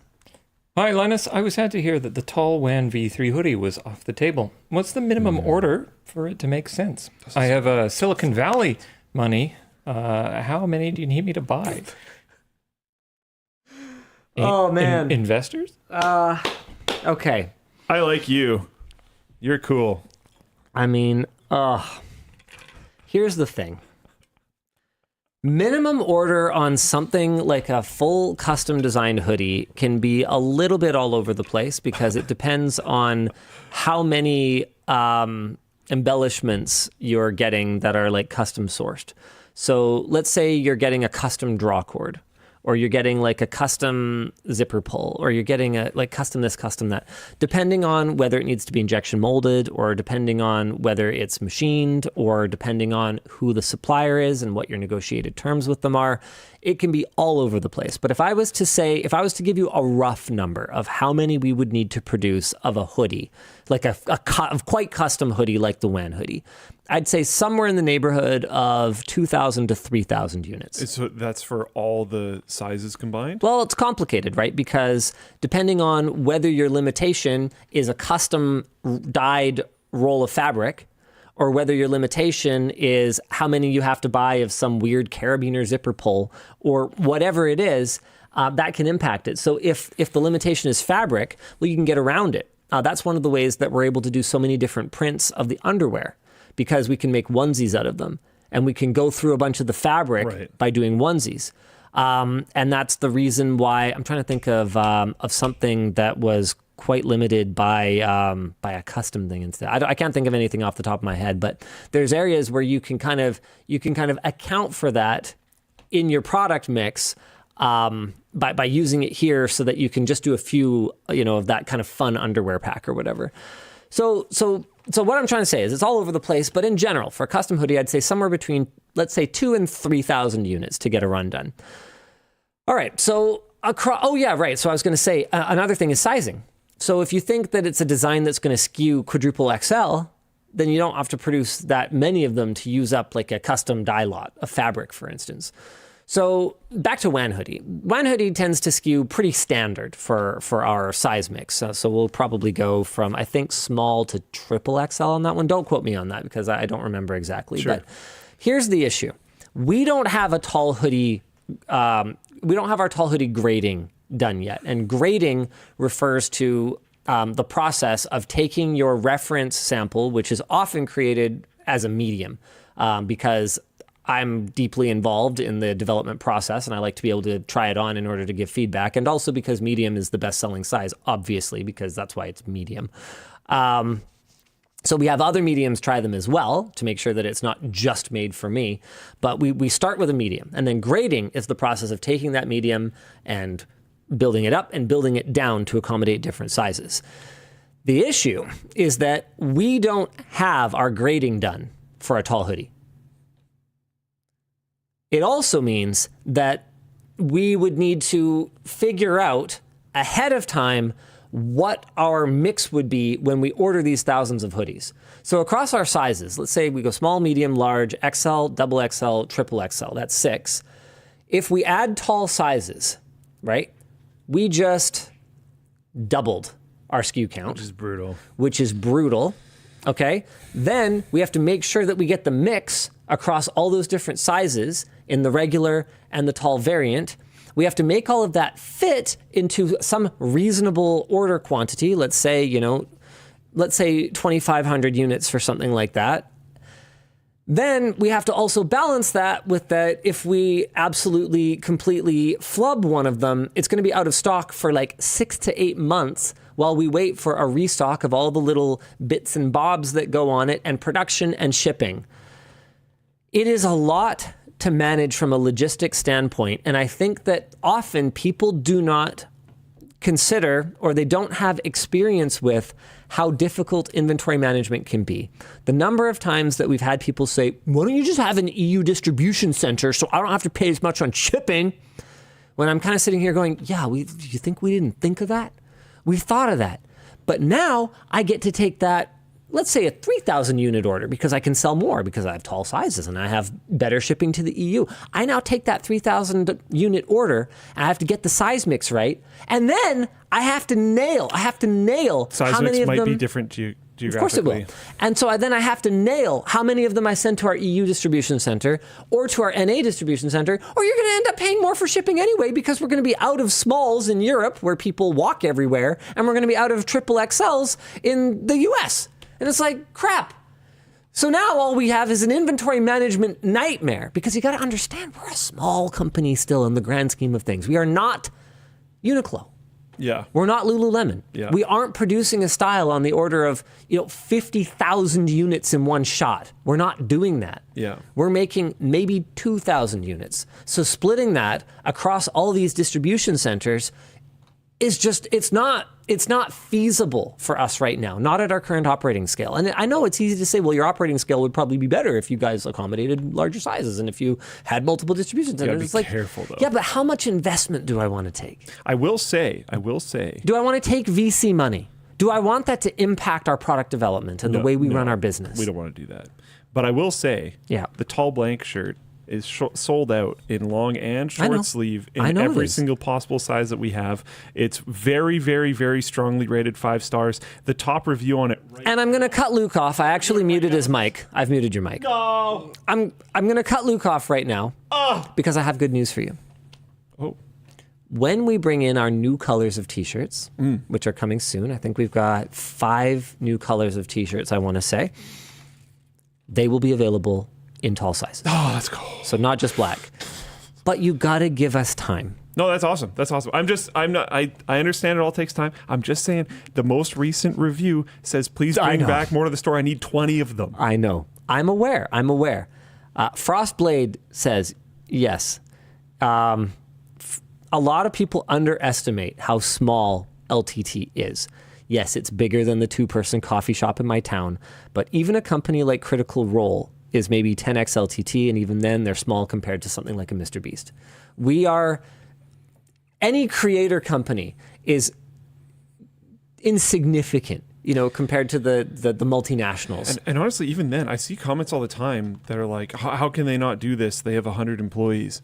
It's like, okay, but do you have any idea how much stuff we do? We do so much all stuff. of those people are incredibly busy. It's not. Yeah, I actually don't know if Critical Role is 10 times our size. I don't know how big Critical Role is, but I'd be pretty surprised. That would be very surprising. I was reading the comment verbatim. I mean, how many people work at Critical Role? Honestly, Role LLC. Would assume they're smaller, but I don't know. Yeah, I have no idea. I mean, they have like 8 founding members, so they definitely have some stuff going on or something. Yeah. Does anyone know like how many people work there? I legitimately have absolutely no idea. I'm over it. Okay. What do you want to talk about next? How about another merch message? Oh, yeah, right. Merch messages. Celebrating getting a new job at an AWS data center. Coming from IT at a K-12 school district, what are the biggest mindset shifts or skills I should focus on for success in a data center? We don't work in a data center. Critical Role is about our size. LinkedIn says 50 to 200 people. So they're somewhere in the same kind of neighborhood as us. I don't care. Cool. Nice. What exactly was they went from teaching and now they're working in a data center? IT from like elementary, high school to working in okay. So AWS IT at a school center. IT for a school district, I should say. Man, security. Yeah, probably. I mean, there's a lot of privacy and security concerns in something like a school, but man, compared to the stories you hear people telling about, like man, seriously, going to Equinix and like hearing that there's cages that literally, if anybody even touches the outside of them, like they have touch sensors on them, like the head of security gets a call like immediately. It's that's wild. Yeah, I feel like the stakes are gonna shift. Yeah, like if the TVs in the hallways of the school aren't receiving the thing that you're trying to send over them, I'm sure somebody's going to be upset about it. But now you're working at a data center that is serving data for any number of different types of businesses. And it's likely going to be a more intense environment, I suspect. I don't know though. Like again, neither of us have worked in a data center. Danny says, I had to get an FBI background check to get a tour of the Switch data center here in Vegas. Yeah, like that doesn't surprise me at all. I've heard, now you're working in the data center, not the software development side. I've heard the software development side of AWS is quite the meat grinder when it comes to employees. So, I don't know, keep your head down. Dan, one more? Yeah, last one. Hey, DLL, I've had my backpack for 1.5 years, to which my kid and significant other both wanted one, which are already under our tree. Would you ever sell LTT-colored carabiners to help a family differentiate bags? That is so funny. Do either of you have your LTT backpack on you? I do. Can I borrow yours for a second, Dan? Do you still have your thing on it? Yeah, the thing. Yeah. The name thing? Yeah. So here's our solution. We gave them away at our Christmas party one year, and here, hold on, Linus Cam. There we go. We put there we go. We put little tags on them with little laser engraved tags with people's names, because we did foresee that it was going to be a huge problem that literally everyone in the entire company had the same backpack all of a sudden overnight. Yep. Hasn't really helped. Really? Not really. So my People new just solution don't look at them, I guess. is to find some little... That's heavy. You got some stuff in there. I know, I always do. Find some little embellishments or something Accoutrement. to hang off of your poles and help to differentiate your bag. That's really all you can do. I've got my dopamine beaker, and I've lost my little whale from LTX. No! I still have the little gold chain, but the whale is gone, and I've got a sad. couple of things on there. The float plane team went on a float plane. So I have the luggage tag from when we did That's that pretty still cool. on my bag. And I've got the morphologist, the architect Star Citizen guy. He gave me a pin for his Star Citizen clan or whatever it is. And I have that on my bag because I think it looks cool. Mine is a Mighty Car Mods lanyard Nice. from our recent collab. And then I also looks have my little Linus Sebastian thing. I stole that from my full-size backpack. Yeah, mine's still on my full size. And this is a snake yes. that my daughter made for me. It's kind of a snake-like. Just put a bird on it. Hold on, she actually gave me a new thing that I might have lost. Uh-oh, bad dad. Uh-oh. Oh, shoot. I might have lost the little lizard she gave me. Well, neat. Uh-oh. Whoops. Is there anything important in there? Because you really flop it around. Oh, it's all my screwdrivers. Oh. Yeah, I have 5 screwdrivers in there. Because I put all my different bit sets in my different screwdrivers. They're all color-coded. Oh, can I do a business pitch to you? Live on the show? Business pitch, a.k.a. a bitch. Yeah, can I do one of those? Sure. Yeah, you can bitch at me. Cool, nice. So open source was amazing, and some of us are going to go again, just regardless. Yeah. But I was thinking, it's a maker event. What if we had a make your own screwdriver booth? Don't pitch it to me. No? No, pitch it to someone else, because that is going to be a bitch. Is it? So what is Yep. it? Is it? Do the machines become a problem, or what are the downsides here? Tynan is saying, Yeah, I already kind of somewhat. So there's a number of issues. Issue number 1 is getting the dyed plastics. There's minimum order quantities often for getting dyes. So we cheated on a lot of the ones that we had for the Make Your Own Screwdriver booth at LTX, where we were able to piggyback on top of the Mega Pro Red that they already are buying in bulk. And we were able to get a little bit of it from them, and some other colors. They had a blue already that we borrowed. There were a couple where we had to buy too much dye. It goes bad, which is great. And, plastic That's dye goes annoying. bad. It's okay, sure, that sucks. Oh, Tynan says it's an excited E. Okay, I am not committing to anything. So there's We all gotta of make that. sure it makes sense. There's the getting the production time for it, because you're basically, you don't know what you're going to make. Yeah. So you have to make extra of everything. You're gonna have a huge bin of garbage at the end of it, essentially. Well, we made Not really we made garbage, lemonade out of garbage, Yeah. because we made the mystery screwdriver, the random color screwdriver. So that's fine. We got rid of it all. That's okay. We could solve that. But the other issue is transportation. We have no idea what we're going to make. Everyone at Open Sauce might make an all-orange screwdriver. We don't know. And obviously, you can kind of run out of something. But if you run out of half of it, that sucks. That's taking a W and turning it into 2 L's. That's not good. Did you come up with that on spot? Or? I know I've used it before, Okay, but it is okay. a me thing. It's pretty good. Yeah, taking a W and turning Yeah. it into L's, or I taking like that. 2 L's and turning them into a W. Yeah. I love it. It's pretty good. So you gotta carry a bunch of stuff down. So that's a real pain in the butt. And otherwise, you have people show up at the booth and it's oh yeah, this would be kind of cool. You don't Doesn't want to have create the right colors for me. You don't want to create negative I waited experiences. in line now, and there's none of this left. And then there's also the fact that would mean that instead of our cool team of cool people hanging out with other cool teams and cool people, they're manning a booth. Which, I don't know, maybe you guys are super into it and you just want to work at a booth at Open Sauce, but are you sure? Just all I'm asking is that you just think about it. Are you sure? Yeah. Because it's not something that I would assign to people. I wouldn't be like, oh yeah, that show that you really like attending, how about you work at it? They want us going again anyways. Yeah. So that's cool.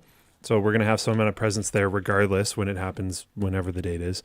I don't remember. Diego San says, that's why you have employees, duh. I'm talking about the employees. The shit doesn't just roll down a hill indefinitely. At some point, somebody has to work. What did you say?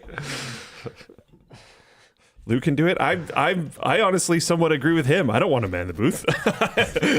I don't want to do that part. Maybe for like a little bit. I don't want to do it for the whole time. Get volunteers to help. No, you guys don't understand. What's so cool about the screwdriver booth is you get to talk to the people who designed it. Yeah. What's cool about the screwdriver booth is that they like know it inside out. And what's safe about the screwdriver booth is we have people who are really familiar with the arbor presses and that can make sure that nobody squashes a finger and all that important stuff. Yeah, so I don't know. What I'd rather do in the longer term or the medium term is figure out how to do like an Xbox controller configurator, but for the screwdriver, where you can just configure your own custom one online. Yeah. That's where I'd like to get to, but we can build the configurator, no problem. But we even have a 3D version of it that's like semi-made already. Have you seen that? I think so, actually. The 3D hovering screwdriver in any background environment you want. The you logistics can open it up of it are everything. tough. Yeah, that part's way harder. Yeah. For sure. Because one of the big challenges is that we have to stock the entire ratchet assembly with the selector ring on it already.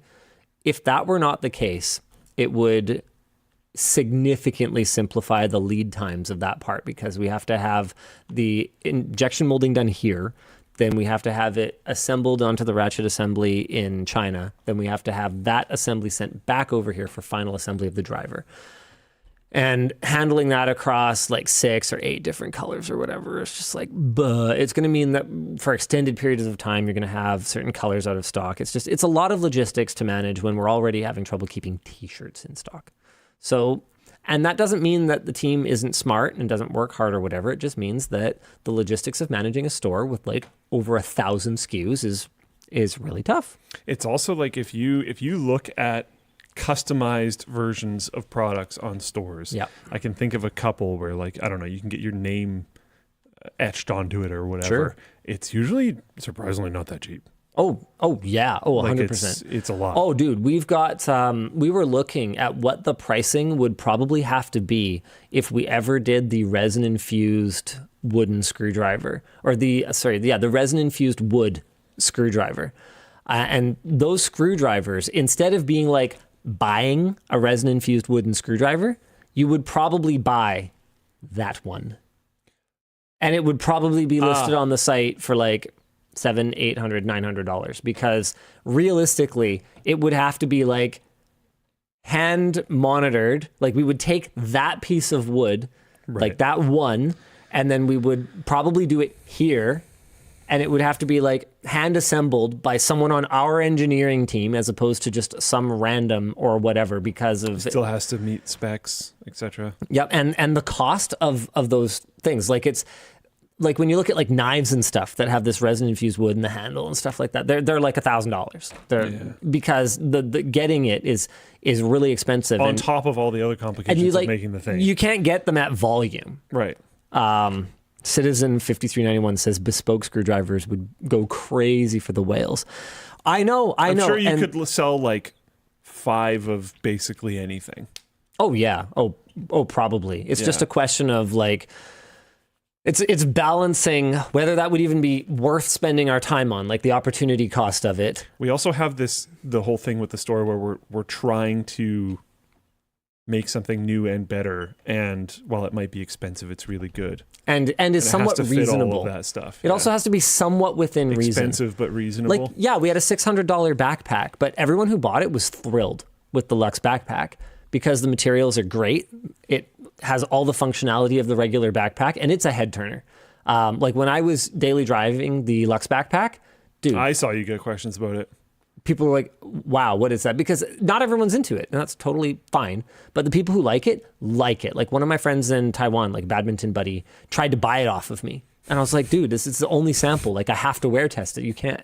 He's like, what's the retail price? I'll buy it for full retail price. I'm like, dude, look, I would give it to you if I could.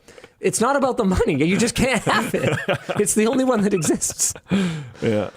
Top Gear asks, have you guys surpassed 1 million screwdrivers yet? Stubby and full size combined? No. Nope. I think we're close to 300,000 or so. Which is a ton. Which is unbelievable. Yeah. And I think our Shopify order number is over 1 million now, but I don't think we actually have 1 million orders because there can be like cancellations and stuff. Oh, that makes sense. Yeah. So we're getting super close to 1 million orders through Shopify.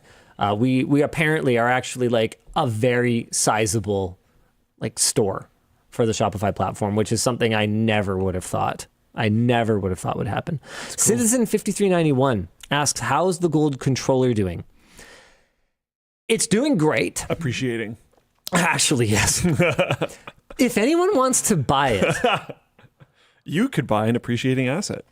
I would be very open to selling it. I don't actually have any kind of emotional attachment to it. It's actually kind of annoying to use. Yeah, it's not great to use. It weighs so much. But it's cool, and you'll look cool in front of all your cool friends. Yeah. If you wanted to, I don't even know. Slap a big and tall label on it. I'll engrave a little whale on it, okay? That's the Duke. I'll engrave a whale. Wow. Okay. How crazy would it be, like, to celebrate 1 million screwdrivers, to do like a golden screwdriver or something like that? I don't even know if we'd have to wait that long. I think that doing a golden screwdriver for like the metal screwdriver launch or something like that would be kind of cool. Wait, what? Oh, you mean to sell it? No one's gonna buy it. No. Metal screwdriver launch? I don't know what you're talking about. Anyway, what are we supposed to be doing, Dan? Topics. HP downgrades printer features when you don't buy genuine ink. According to a post on r/asshole design, an HP printer owner named Mitch had multiple features of his DeskJet 2700 removed or revoked because he lost his HP Plus benefits when he installed non-HP replacement ink in his printer. Some HP Plus benefits include cloud-based printing, automatic updates and fixes, improved print quality, advanced scanning features, extended warranty, and enhanced security features. Now, HP's version of this is that HP Plus is a free upgrade available on many HP printers when you set up an HP account, use genuine HP ink cartridges, and keep your printer connected to the internet. Additional benefits include the optional HP Instant Ink. Oh, so you pick a plan based on how often you print, not how much ink you use, starting at $189 a month for 10 pages. Oh, that whole thing. Is that still a thing? I guess.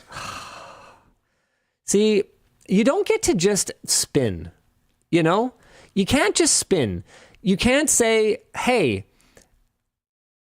it's an upgrade if you do all this stuff. No, it's not. It's a downgrade if you don't do all this stuff. You have a gun to my head. This is a stick, not a carrot. Ugh. Brutal. $1.89 a month QU, not $189. Oh, you just... Luke's on it in the chat. Just 100% believable. I don't know what to say about that other than... I was just like, that sounds about right for HP. Brutal. Let's move on to our next one. Somebody found our geocache. Yeah. At the end of Tuesday's video, our original, here, we might as well show the, hey, they found it. And they look exactly... Some genuine smiles. Exactly as wet as I would expect them to look. So that has a $500 LTTStore gift card on it or something like that, I think. So this was really cool. At the end of Tuesday's video, the most expensive USB drive on Earth per gig, we revealed that we'd hidden that ferroelectric USB drive in a geocache somewhere in the Vancouver, BC area with $500 of coupon codes on it, and we left clues throughout the video. A flurry of activity in the comments, our forums, and Reddit followed, and the device was found about 6 hours later near a geocache in Port Coquitlam. Here is the solution. If you don't want spoilers and you want to try to solve it for yourself by watching the video, you can totally do that. I'll put both hands up when you're good to tune in again. There you go. First, the video had 4/4 of a QR code hidden in it. Connor was responsible for hiding the QR codes, and he determined the spots. The timestamps are 5:02, 5:43, 6:43-ish, it's a single frame, and 10:12 in the outro. Once you assembled the pieces of the QR code, it led you to a picture of a broken fence. The fence was a rail fence, which references the cipher used to encode the text surrounding the QR code.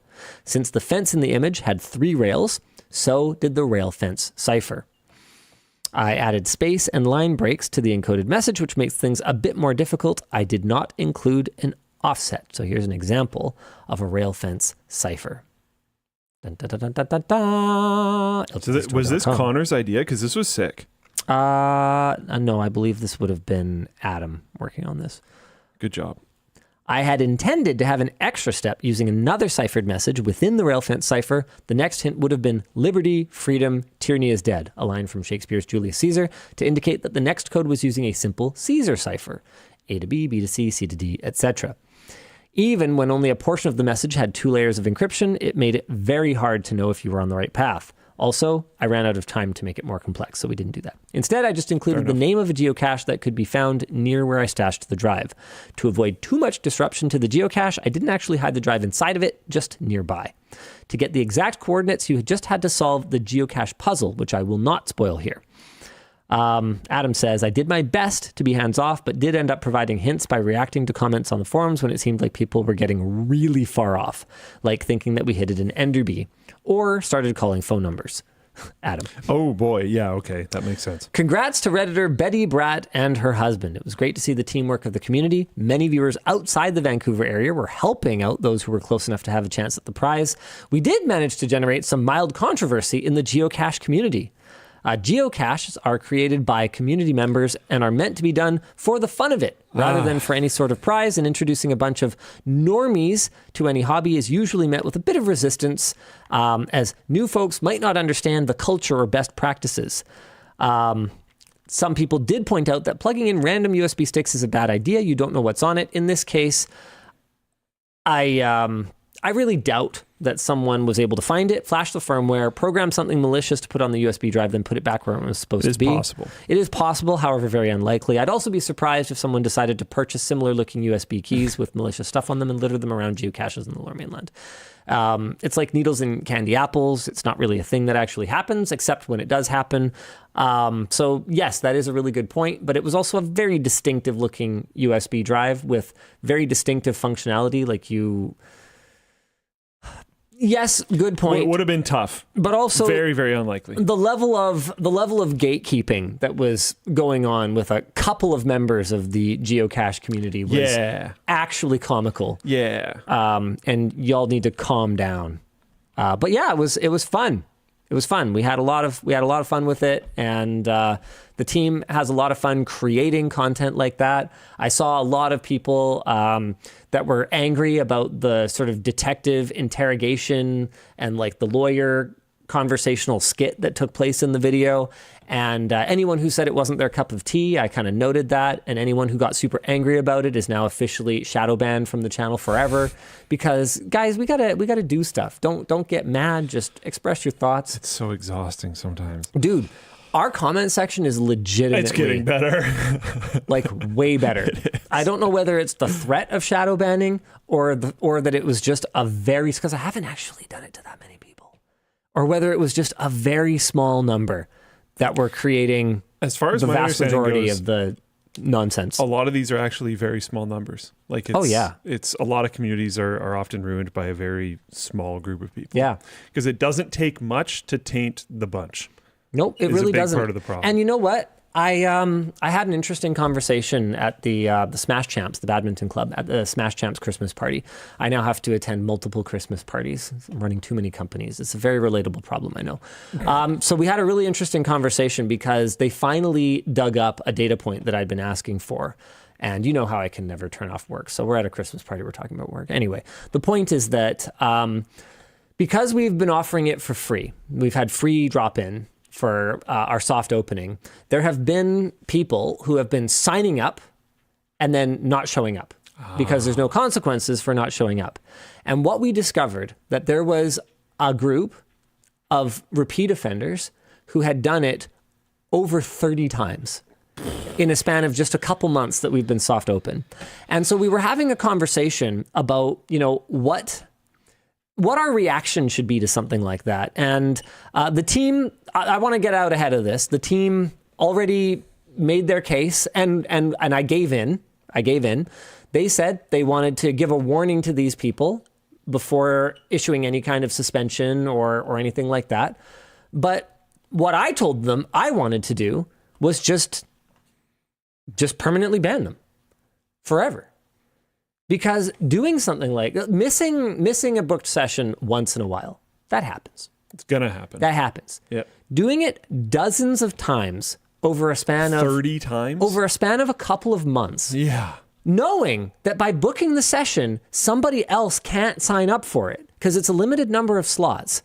That just means you're a fucking asshole. And if they're gonna do that, what else are they gonna do? What else are they? I just don't want them Do around. they really want them on your course? And here's the numbers. 2.5%. It was 2.5% of the total people who have come to play that were engaging in this sort of egregious level of abuse of our online booking system. And Would you let people appeal? why? Yeah. Why? Yeah. No. Why? Give me a good reason. Times. Yeah, that many times is tough because that means you spent a month in the how long? 2 months?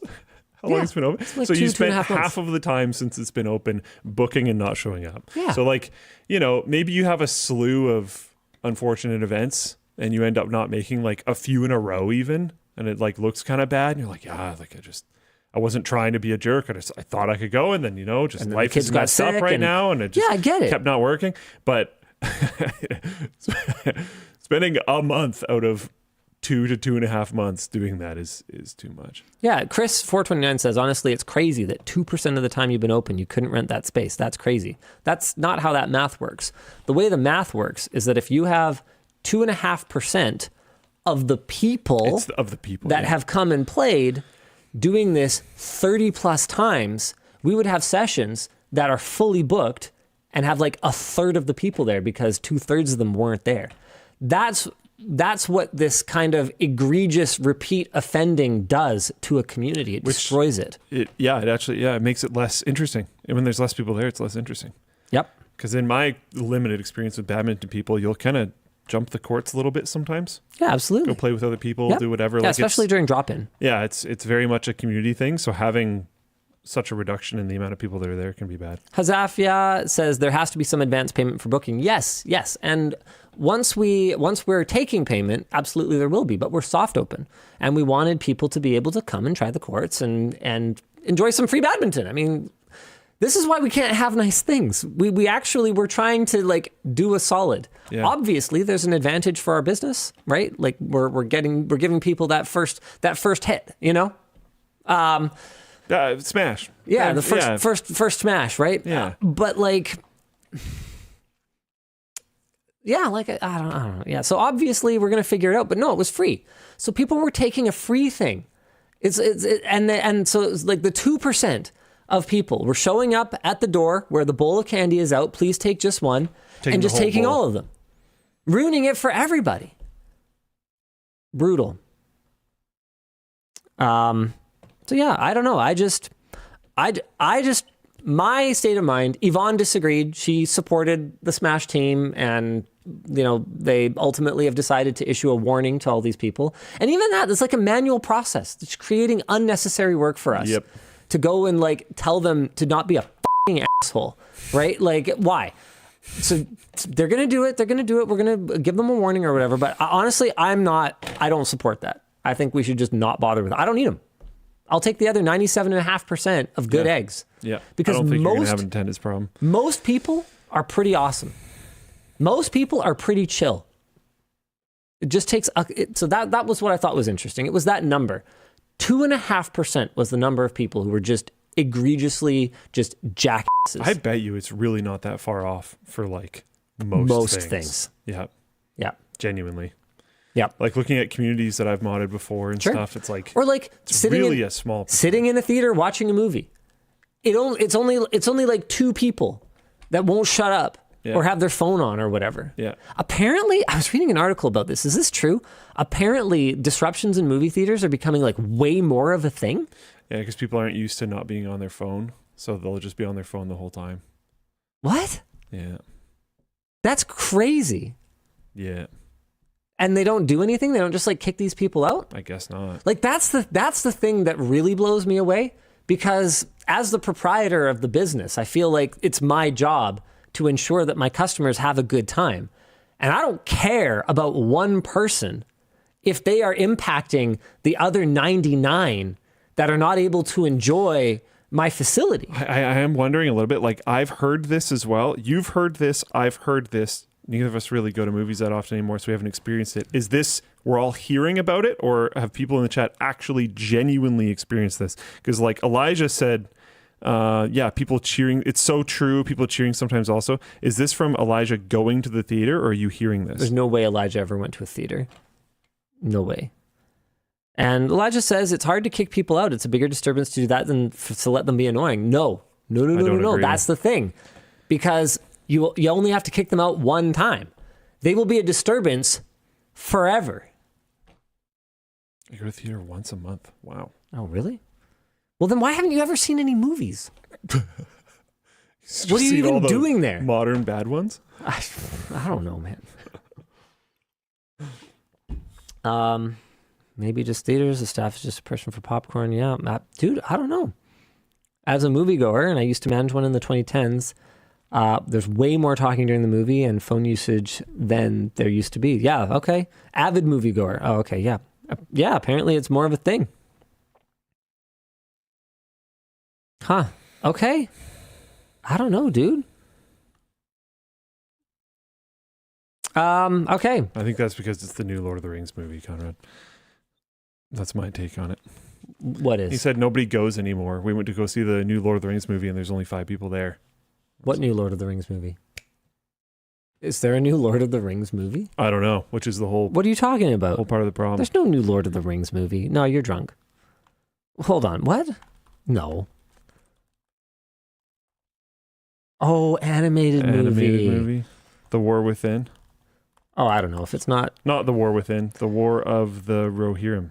Is this It was cut off? Is this like actually based on anything Tolkien wrote, or is this just like gonna have final season of Game of Thrones syndrome? Plot. 183 years before the events. It's animated and not promoted well. Yeah, this doesn't seem like a fair comparison necessarily. Oof. Wait, is it not 11.5 rated well? million box office on a budget of 30 million. Oh, that's not that high of a budget though. For an animated movie? That's a high budget for a like For an not animated movie? Pixar animated movie. Yeah. Ah, okay. Like I don't know who the heck this is. Oh, Peter Jackson's involved though. Interesting. Animated movies don't do well. You can't really say that because like Inside Out 2 was low key like huge. Inside Out 2 is good. Yeah. Also Mario movie, like there are big right big ones animated do really movies. well. Yeah, the big ones do really well. All right. Yeah, I honestly had no idea there was this. Final Fantasy VII Rebirth directors have asked fans not to make inappropriate mods. Again. They told the Epic Games Store, while the team has no plans for official in-game mod support, we respect the creativity of the modding community and welcome their creators, though we ask modders not to create or install anything offensive or inappropriate. Community-developed mods can provide everything from bug fixes and quality of life features to entire expansion for games, but can also add less wholesome content. Some PCMR members question if this is a genuine request or a clever way to market the game based on potential mod content. And That's 100% what it is. Luke seems to be on that side, but I'll say I this. bet the bank on it. I'll say this. If this was Ubisoft, I would agree with you. But it's not. And They've done this before. This exact person, I think, has done this before. Okay. And the results were exactly what you would expect. Sure. And they're doing it again. Probably because last time it got a ton of press and a ton of people talked about how the game was moddable and like, oh my God, of course there's going to be inappropriate mods. Tee-hee, hooray. And I'm sure they know the same thing's going to happen again. What if there are potentially cultural differences, and this may genuinely be a case where they are just respectfully asking again, knowing that nobody listened last time, and hoping that someone will actually listen? Do you think that is possible? I think it's possible, yeah. I do agree that that's possible. I think at the same time that if that is the case, I hope that they realize that it is doing completely the opposite thing. Maybe they do, maybe they don't. But either way, there are currently over 1,400 mods to FF7 Remake on Nexus Mods, and at least a couple hundred of them are not safe for WAN. Yeah. Tynan asks, could it be both? Yeah, it could be. It could be both. It could be a little bit of both. This particular individual, or there could be members of the team that really are actually offended by, like, I'm sure at least someone there doesn't like that those are happening. Yep. And I'm by at the least desecration of their beloved characters and art and whatever else. And I'm sure that at least someone else there is seeing dollar signs and is like, wow, this worked really well last time. I bet you we could do the exact same thing and the news media will do the exact same thing and it will be great. And then that's exactly what happened. Revivers digital license plates hacked to dodge tolls and tickets. I had no idea that these were a thing until I saw this in the WAN doc. Stop it. Okay. So digital license plates Had no with idea. Screens. How is that legal? Who could have possibly foreseen that somebody would hack them and change what's on the screen? Nobody. Who could have foreseen it? So the topic here is all about what's happening with Revivers digital license plates. That is like completely besides the point. From How do these exist? how the fuck do these exist? How are they legal at all? This is so. Oh my goodness. Dude, you're not even allowed to put like a piece of plastic film over top of your license plate here because it makes it more difficult for the traffic cameras Really? to photograph them. Yeah. Oh. People do it anyway, but Yeah. technically you're like not supposed to. Huh. Who the fuck thought this was a good... Why? What is even the point of it? It doesn't even look that much different. And it like would take some amount of energy. It seems very weird to me. Like, they're super cool. Like, you can change the like outer, border of it border, sure. for like a vanity thing or whatever. Like, yeah, they're super cool. You could do that anyways. I can understand why somebody would want one. Oh, that unquestionably. No Yeah. doubt. All the license plate flipping motorcycle people, yeah, definitely. But how anyone in any kind of position of authority could look at this and go, That's fine. gee, I don't think anything could go wrong with this. What? Yeah. I was stunned. Here's what's going on. Somehow, I don't know how this happened. Attackers can replace the firmware on Reviver brand digital license plates, which are currently installed on 65,000 vehicles. Attackers. The new firmware allows an attacker to change the number on the plate at will via a phone app, potentially sticking other drivers with their tickets and tolls. The hack may also enable users to access other plate features without paying Reviver's monthly subscription fees, which are apparently $35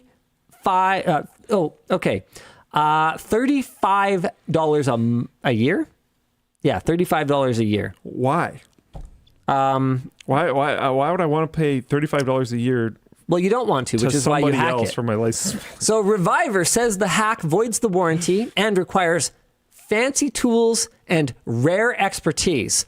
But Doubt. researcher Josep Rodriguez counters that now that the hack has been discovered, a bad actor only needs to plug in a cable and upload a new firmware. Yeah, sounds about right. Reviver plates will send a notification to the owner if they are detached from a vehicle, so attackers may need to jam or overcome that feature in some way. There's apparently no way for Reviver to update the software to prevent the jailbreak. It is apparently in hardware, and this is not the first time their system has been compromised. In 2022, vulnerabilities in Reviver's web infrastructure allowed attackers to gain administrative privileges on their backend database, allowing the ability to track and change plates at will. Digital plates are currently legal to buy and register in California, Arizona, and Michigan. Wow. Our discussion question is, I didn't know automated speeding tickets didn't exist there anymore. what problems are being solved with a digital license plate? Nothing. I don't understand its point at all. Okay, other than getting away with speeding tickets and tolls. That I completely understand. Vanity themes. But, like, is that even... What are you really allowed to do? Because, like, in the picture that we have, it's just a super normal license plate. No, you can put, like, cute things on it. Anyway, there's But is that any different than just, like, putting a sticker on your normal license plate? Dude, I don't know. Custom banner messages. Oh, my God. At $75 a year, they limit how many custom banner messages you can put on it. And Why are you allowed to put custom banner messages? Like, is that not like distracted driving? Dude. How is that okay? Well, no, you would do that while you're not driving. It can pay your tolls, display amber alerts, and track your location. I think you can also use it for, like anti-theft. I don't think it can track your location. They have a statement specifically saying, Reviver reached out with us with a statement saying that the license plates do not have GPS capabilities. Okay, maybe this is a different startup then. So I don't know what this is. Anyway, okay, I don't know. Reviver's plates though don't come cheap. Oh yeah, did I mention the plate's $500? If you want to give it a cool border, buy a plastic one that have existed for 1 trillion years. And if you want the little cool banner things, just put stickers on it. Sure thing, Grandpa. Sheesh.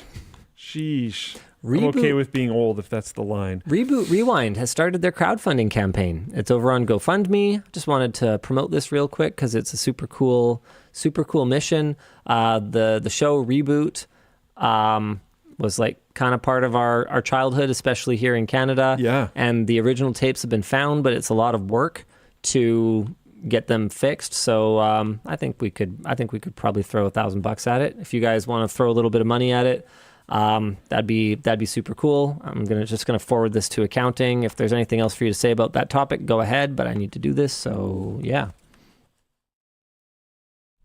YouTube announces /changes this week. Clickbait /voice reply /third-party AI training. YouTube announced starting in India, it will be removing egregious clickbait, defined as videos where the title /thumbnail don't match the content. Wow, interesting. Some examples they use are, in quotes, the president of the USA steps down, where obviously that didn't happen. Mm-hmm. Oh, what if it's a skit, though? I have heard, and I haven't experienced it personally, but I have heard that misinformation is a particular problem, like especially in India, in like WhatsApp groups. And apparently, I don't know this, I have not experienced this, but apparently it just spreads like absolute wildfire, and it's caused some serious problems. That's all I really have to say about that. That's all I've heard. Interesting. YouTube also allows creators to opt in to third-party AI training. What are they training? ? Who knows?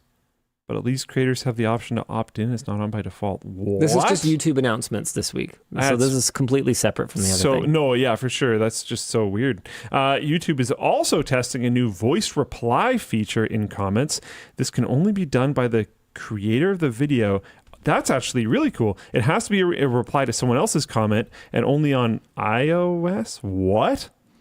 For select channels? Yeah. Why only on iOS? I don't know, man. This is kind of based on something that I had asked them to do a while back. I definitely didn't ask it for it to be only on iOS. But you got to understand, iOS is probably, if I had to guess, I'd say it's like 90% of top YouTube creators. Yeah, but it's not their own thing. I know. Doesn't matter. They at the end of the day, look, I could make this argument the other way too. Should they serve their customers or should they serve their own platform? Do both. Well, sure, but Just release on Android and iOS.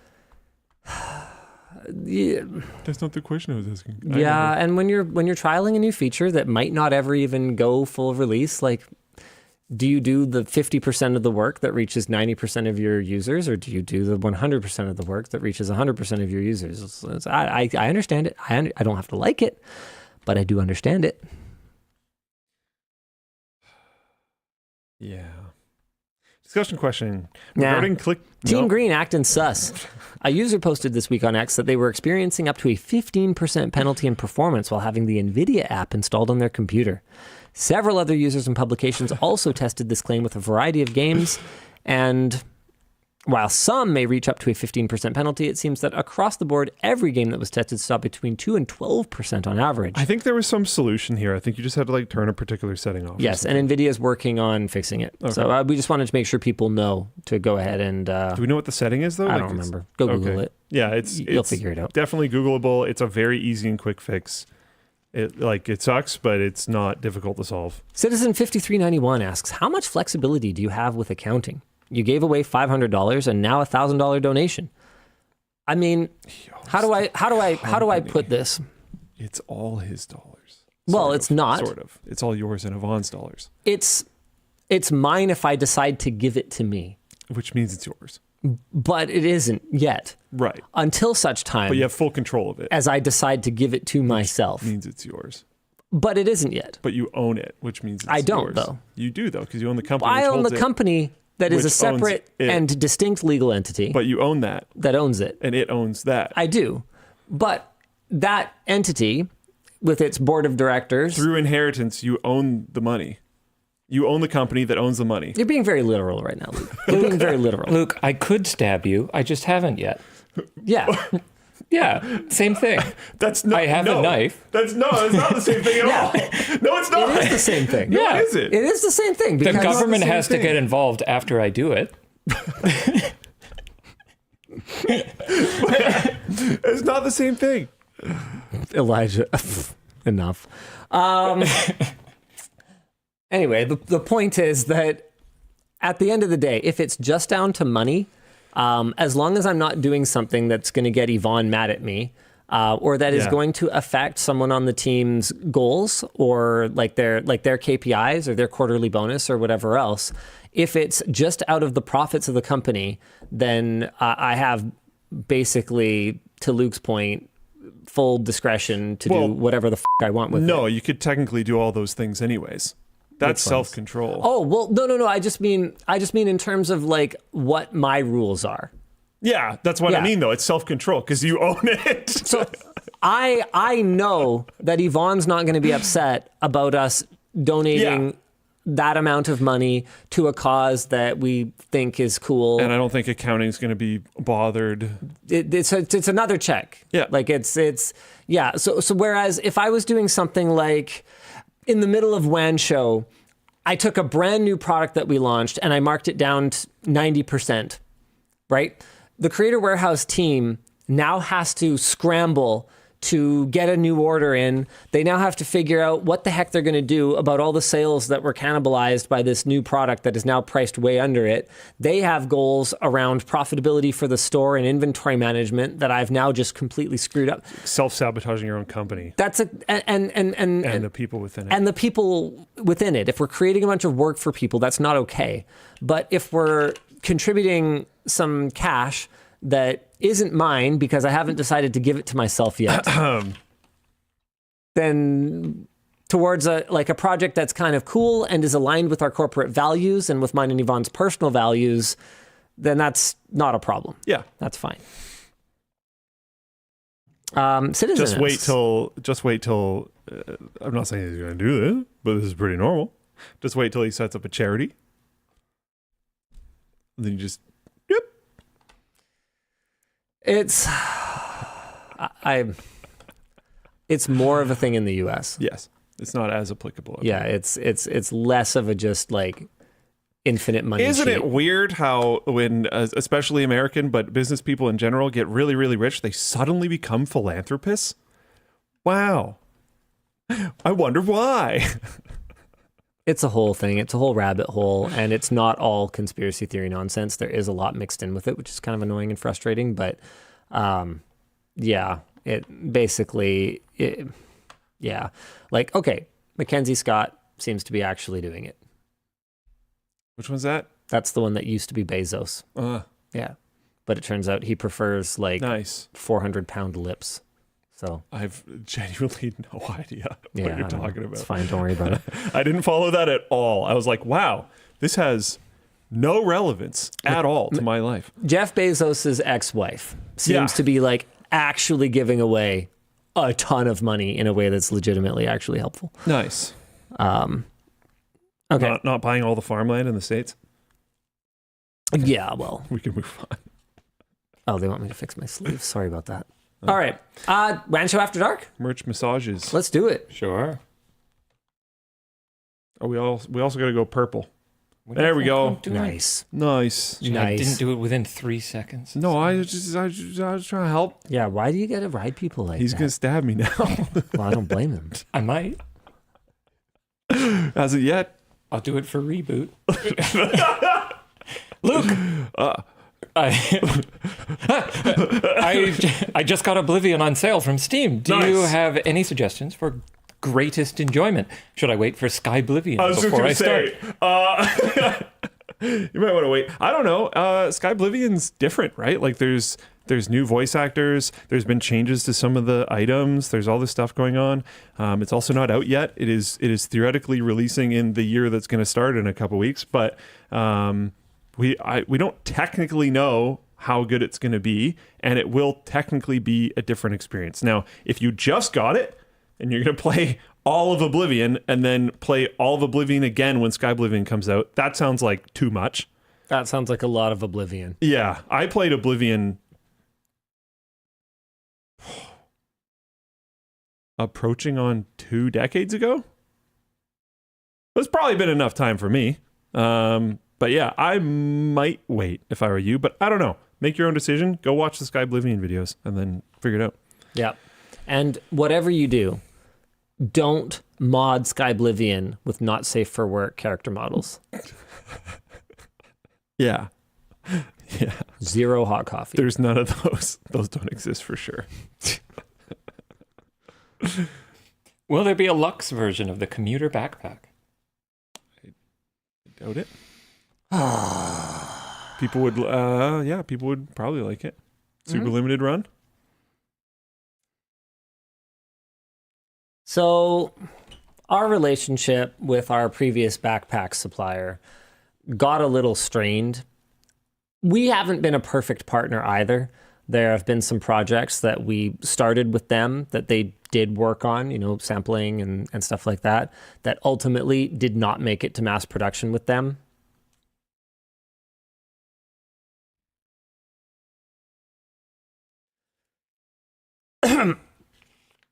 But we did move forward with and create as products.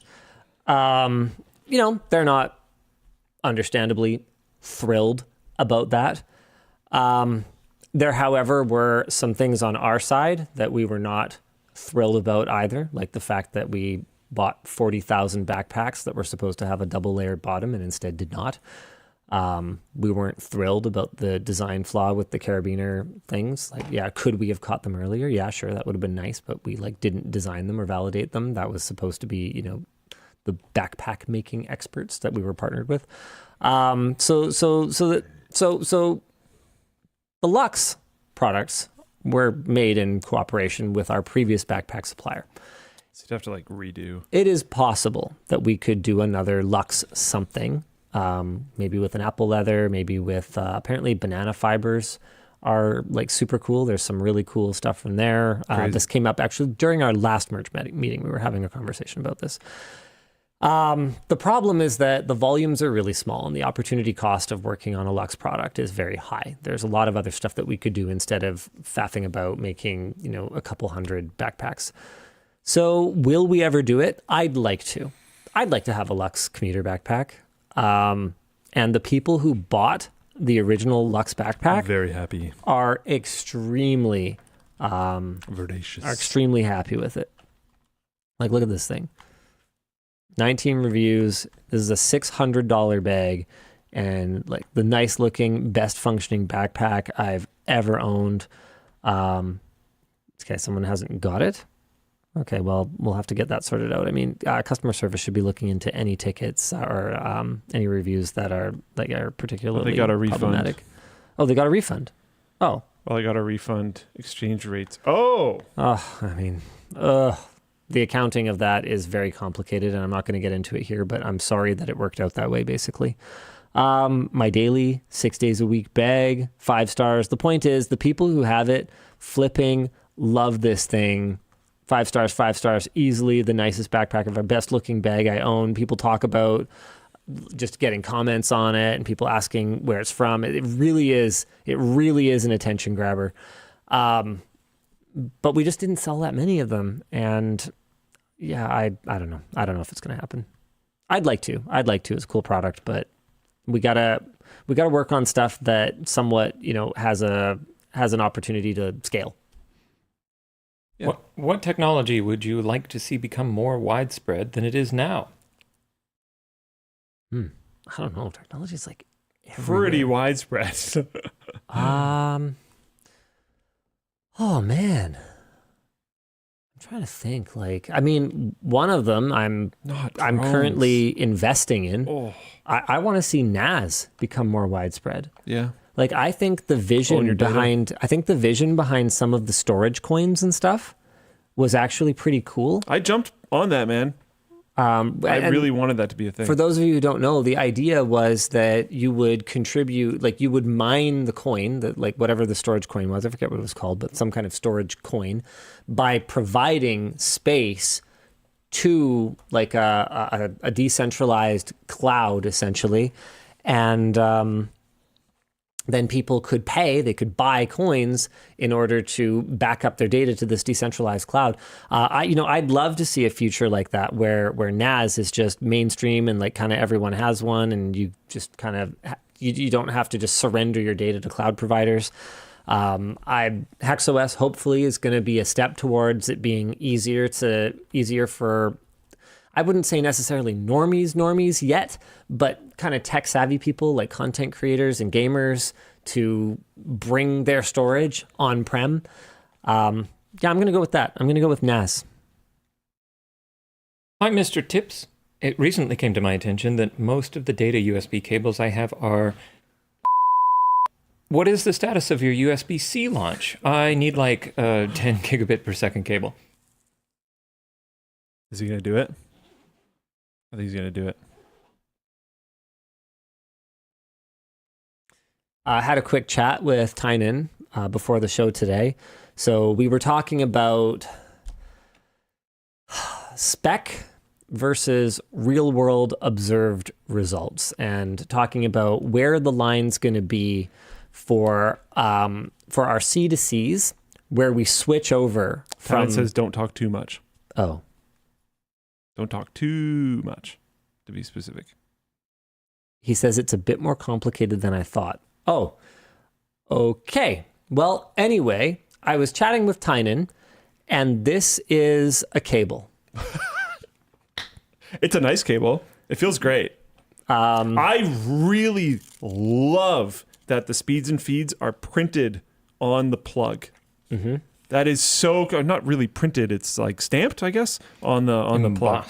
Embossed, sure. Thanks, Dan. It's so cool because a ton of different USB cables. They don't even tell you when you're buying it what the specs are at all. And then if they do tell you when you're buying it, it's just on the box. So you take the cable out of the box and it's gone. You'll never know again. Yep. So it's just permanently on there. We just have the watts and the speed embossed onto both ends. Awesome. So you can never mistake what the capabilities of the cable are. This one, which I'm not going to show you the full length of because I don't know if we'll be able to deliver this length at this speed. This is a 20 gigabit per second, 240 watt cable. As you can see, she is thick. I've got this cable. She's thick, boys.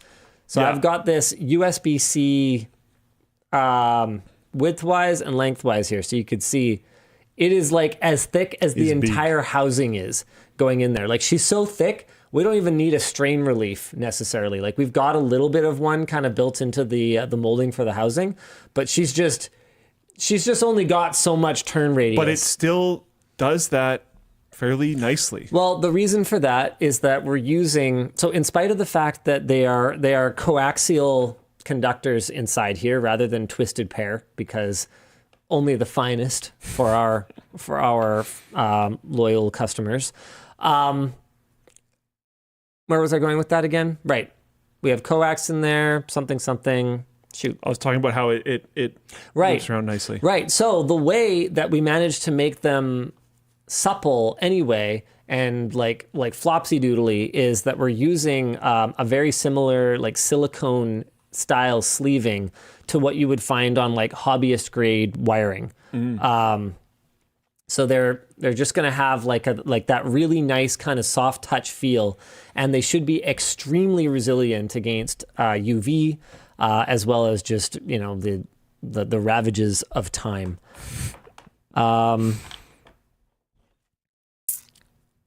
As for some of the very, very detailed questions, I am going to leave that to Tynan.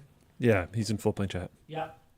I just unplugged my headphones. And maybe we can talk more publicly about stuff later when things are a little bit more locked in, but not right now. So anything Tynan is willing to kind of talk about in the float plane chat, I'm willing to let him talk about, because realistically, he's probably going to be a little more conservative in terms of, you know, what he'll say. And he also is the most knowledgeable one on the team about this project.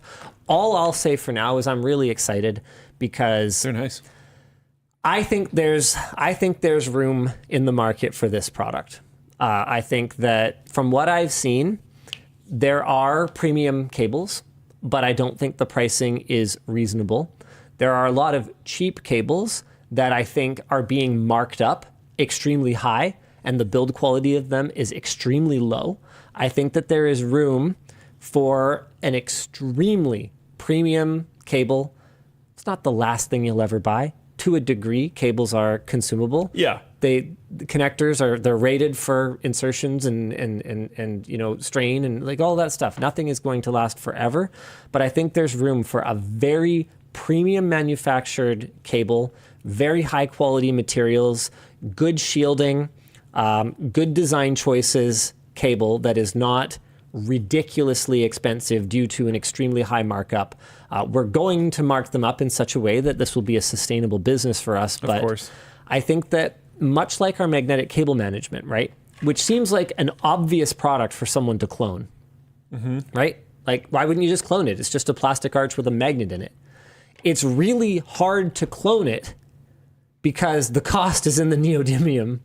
So unless you just make a worse product, you're not going to be able to clone it and outcompete us on price. So in much the same way, yeah, you can build a cable that's like cheaper, or you can whatever, but there's just a lot of copper in them.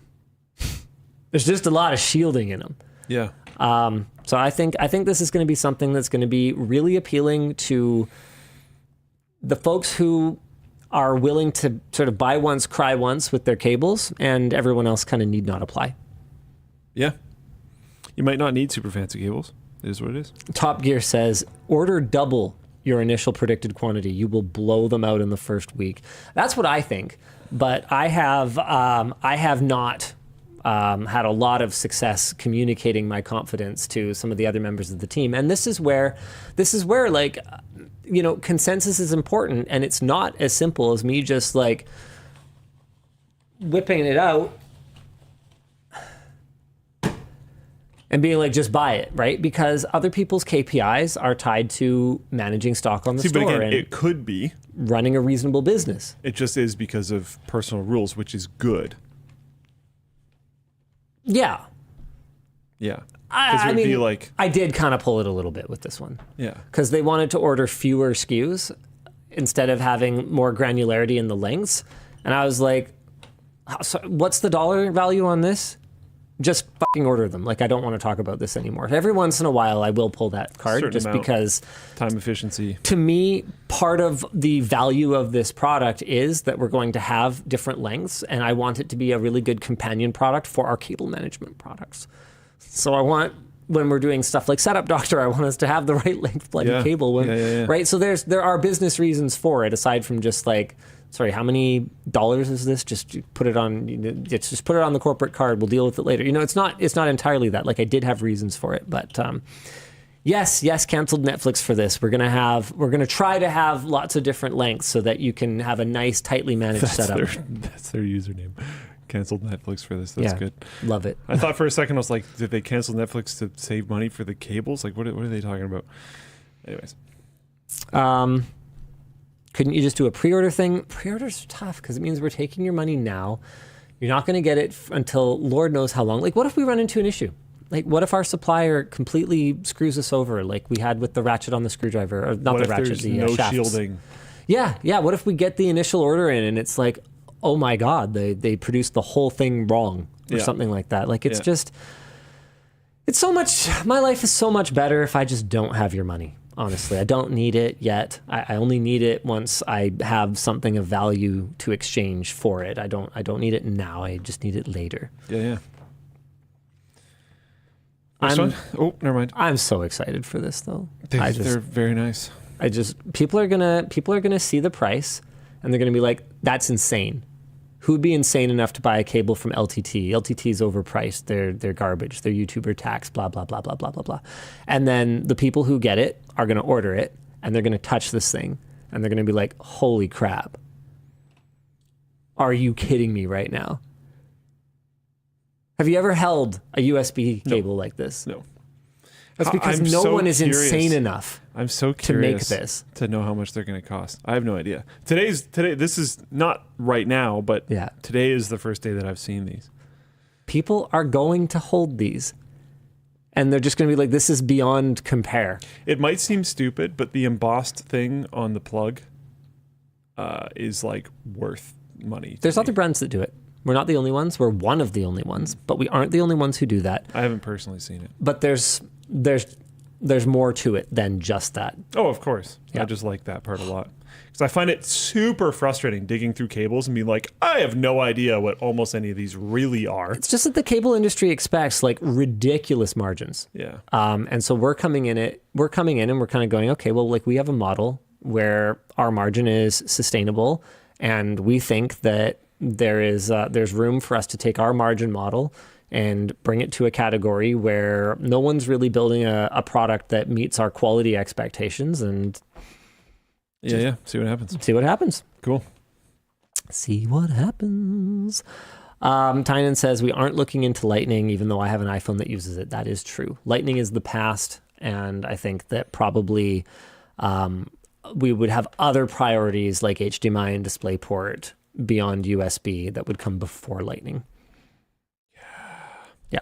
I know USB cables are cool, but you get some like really sick HDMI and DisplayPort cables. Yep. Don't worry. You'll sell some of those. Even though did they just say what they are on them? Oh, I know, right? Oh, it's gonna be good. I'm excited. VGA cables win. As someone who's going to start hosting game servers and other IaaS, what would you like to see out of cloud providers?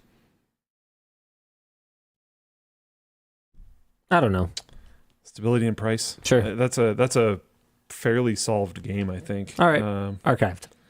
Sorry. Gone. Hello, my parasocial friends. Linus, Hi. how is your bike painting project going? Yeah. Finish it up, dude. We want the beard. What's going on? I haven't touched it in ages. I didn't touch it. How could you be that rude to Yvonne? What? She wants the beard back. Yeah. She said in her Oh, video. you forgot that? Okay. Yeah. I thought you meant I thought you were going like an I haven't jacked it in ages, so that's like disrespectful to her or something. I was like, what are you talking about? No. Okay, that makes sense. In the Yvonne week thing we watched today. Yeah. Okay. Yeah. Yeah, I'm in a lot of pain right now I have tennis elbow. I still have residual sprained ankle. I pulled my back in that tournament. I need to go easy on my body for a little bit. Yeah. And I'm kind of thinking maybe instead of hitting the gym and badminton so much, Do some bike painting? I might do some bike painting for a bit. Cool. Yeah. Nice. Hey, DLO, are you guys excited for any of the booths that will be at CES? I always enjoy watching the videos of the new monitor technology. Love the show. I can't tell you anything I'm excited to see because it's I'm excited probably embargoed. for multiple things that I can't tell you about. But yes, Oh, I'm going. for the first time in a while. Quite a while. Yeah. Not super excited about that part. Let's go, Las Vegas. Don't like Vegas. Viva Las Vegas. Yep. I'm going too. Dan's going? I'm going for vacation. Oh, what? Yeah. I've never been before. I'm super excited. Okay. All right. Yeah. Yeah. Sure. Quote unquote. He English. asked, and I was assume like, Luke was like, don't bother. Do you like Okay. shows though? Like, do you like theater and shows? I want to go to CES. I'm into technology. I work here. I want to see the Supermicro's branding material. Shut up, both of you. The Let's show do floor more. is like so disappointing. If you really wanted to that's see cool. one of those shows, you should have gone I to don't know. CompuTech. You know what? I did NAB, which was super dry. It's cool. You know what? I have never actually attended CES as just like an attendee. So maybe that's part of the problem for me. There is cool stuff there. Like if you're just going around and just like, ho, ho, ho. And because he gets to That's wear a fair. Linus Media Group badge. Nope. Nope. I'm not going for the He has company a different invite. What? because I'm not going on your behalf. Oh, I just assumed you would just badge up with Linus Media Group so people will talk to you. I don't want to get talked to. Oh, I mean, I just want to hang out. It's also Good Vegas. luck. You guys I- don't like Vegas. good I'm luck. Do you have realizing- any idea what percentage of the people watching this show are going to be at CES, Dan? Like, you're not going anywhere. You're not walking Wear a anywhere. mask. Need to buy a mask. Wear a mask. Oh crap! I keep forgetting I work here. I think I'm realizing I don't think I've ever traversed the CES show floor when not like either speed walking or tactically maneuvering through a crowd. Like I haven't really. When I see things, it's because I'm glancing at them when I'm walking by. But when I see things, it's phone cases. Dan? That sounds cool. Oh, why? There's been a lot of development in that sector. You're lying. It's also Vegas. I don't know. You like Vegas? It's okay. It used to be better. Now it's What does that mean? I don't know. It's not as adult anymore. Oh. Yeah, they tried to family friendly it up because like post COVID, they lost a lot of money, right? It used to be more like bars and like gambling, and now it's like things to do with your kids because please come to Vegas and spend money. You know what I mean? That seems weird because a lot of other places go in the opposite direction. Like people are talking about how Disneyland is like for adults now and stuff. Yeah. Apparently, child-free spaces in like South Korea are like huge. It's weird. Yeah. I mean, that makes sense looking at their population stats. Okay. Cool. Why does my company only allow us to use Wi-Fi with VPN and not Ethernet for quote-unquote security? I have no idea. That does not make any sense to me, other than that maybe your network administrator is just like stupid. I don't want to deal with the cable runs or something. You'd have to Well, do it's that they won't let them use the VPN when they're connected with a wire, but they can use it when they're on Wi-Fi. What? Like maybe just like whatever their infrastructure is, they've taken some kind of shortcut that's built into their like wireless management thing instead of doing it at like a router level or something. Like that's the only thing I can think of is if they've only implemented something at the like Wi-Fi controller level or something. I don't know. I understand you're just trying to figure it out, but that would be so weird. No, I get that's it. the I only get it. reason I could For think sure. of. Yeah, no, I Why did all hotels rip the Ethernet jacks out of the rooms? They were already fucking there. yeah. Why did they take them out? It's just copper. Just leave it there so I can have a reliable connection. I don't know. I don't understand it. Hey, EDLO, is there a type of video you would have made 10 years ago that you wish you could make today, but it wouldn't perform well on YouTube? Oh yeah, for sure. I mean, just like the the low key, like, hey, check out this like random thing I'm working on. Okay, here's an example. Coolet Boreas. Like, check this out. Oh man, I can't even find this. Oh yeah, here we go. People are saying like, yeah, like our firewall doesn't let you connect a VPN from inside the interface, and it's like, okay, but then it shouldn't let you do it on Wi-Fi either. Like, I can understand that use case. Like, I was just like, oh yeah, here's like 2 tech coolers, and I like hooked them up to like a weird thing. Why? No, this would totally work now. No, This would 100% work now. You just need to do it with Alex, and it would need to be like. Yeah, but this is just me holding it and like just like showing what I'm like. Yeah, but this is the like filming quality and the production quality, not the concept. This concept would do just fine now. Yeah, I don't know. It would do fine. You and Alex could do it. Hyper technology, zip ties. Yeah, we've never really changed, have we? 14 years ago. Yeah. Any tech tips on cleaning the bearings in the precision screwdriver? Mine has a 60+ second spin and quickly went to 30. After adding a tad bit of oil as recommended to a hybrid bearing, it's now, I don't know if it's better or worse. It just cut off. just stops there. It's now. It's Oh, now that's what? hilarious. It's now. Character capping. Okay. No, I don't know. That's a good question for support. Tynan said it's a struggle, or 'tis a struggle to be exact. Yeah, I mean, bearings are. There's a reason we don't guarantee a particular spin length, and we do definitely know that there is some variance. And yes, lubrication can be helpful. Tynan said, cleaning that bearing is a struggle. The amount of inertia for the end cap means that anything in there will slow it down. Yeah, like we don't have our like we want to do like heavy, like more fidget spinnery end caps at some point, but we haven't done that yet, and those ones are pretty light. Yeah, even dust, I guess. Hi, LLD. Linus, is the ROG Ally still your main portable gaming console? Current games on it? Checked out ROG Ally when? It's my main in the sense that it's still the one that sits on my nightstand, but I haven't really been using it much lately. So, what did I fire up the other day? It was this weird game where you're like on a boat and you like manage stuff and you like fight stuff or something. I don't know. But I got a bunch of stuff in the Steam sale that I've been meaning to pick up, but I just haven't had time. Like, I haven't even had time to paint my bike. How can I justify playing video games? Hi, WAN.dll. What is the most Hold on. And just to clear something up, yeah, I think it is called Dredge. I was going to say, a ton of people just said Dredge. Yeah. What is Dredge? Just to clear things up, it's not because necessarily the Ally is the best. Like, if I was picking the thing that I like the most, Steam Deck OLED is sick. Or if I wanted more performance, I like the Ally X right now. There's also might be some new stuff coming soon. But it just the Ally like has my stuff on it. And so I haven't bothered changing it. Okay. Mm-hmm. What is the most dangerous moment you've had showing off a piece of tech? Like a hoverboard that shot out from under you or something going haywire? Oh, I mean... I probably don't even remember them at this point. Like, there's definitely been some dangerous stuff. I've never had something just like almost, hit me in the head or something like that.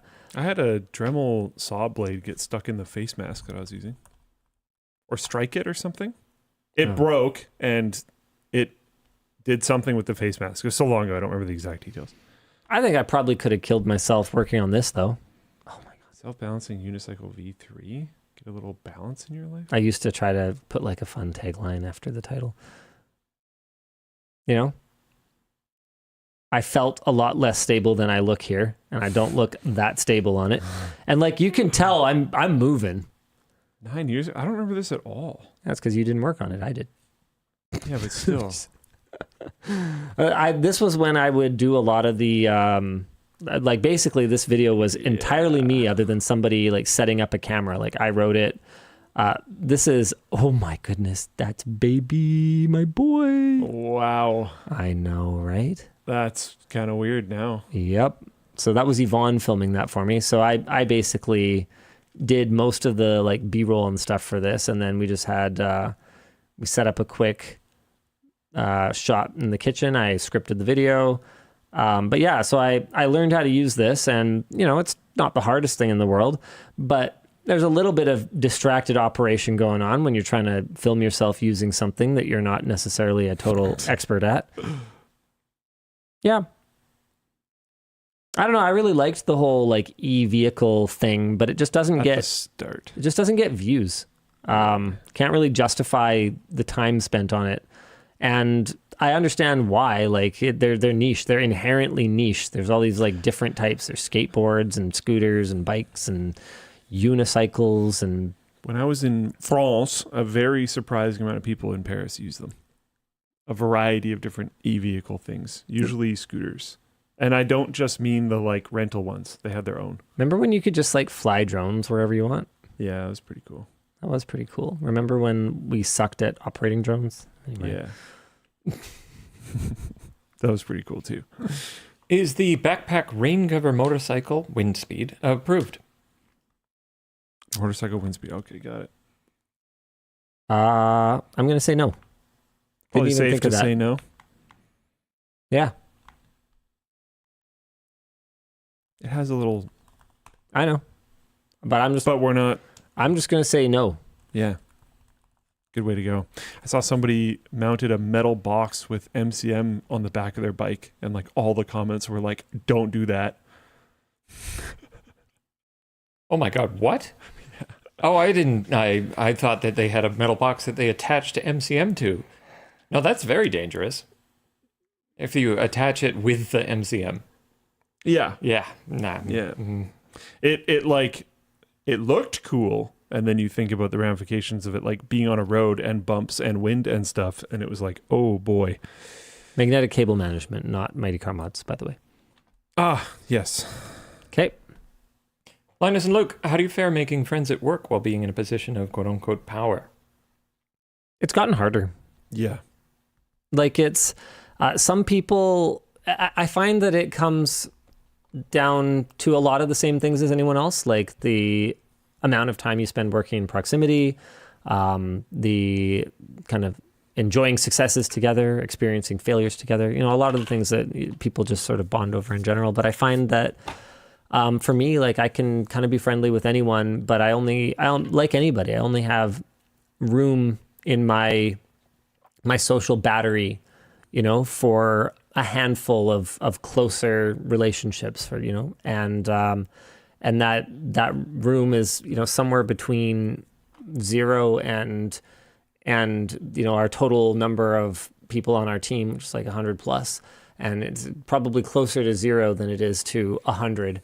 So, a lot of it is just that proximity, and a lot of it is people's willingness to like be a friend with me, because I can't dictate that. Like I'm me. I'm just kind of me, and I'm kind of a lot sometimes, as you guys can probably imagine. And yeah, he's a handful. Yeah, that's regardless of being in a position of power or not a position of power, and for some people, that's an impediment. For other people, just my position in the company is a problem. For some people, just me being a 1%er right, could be a problem.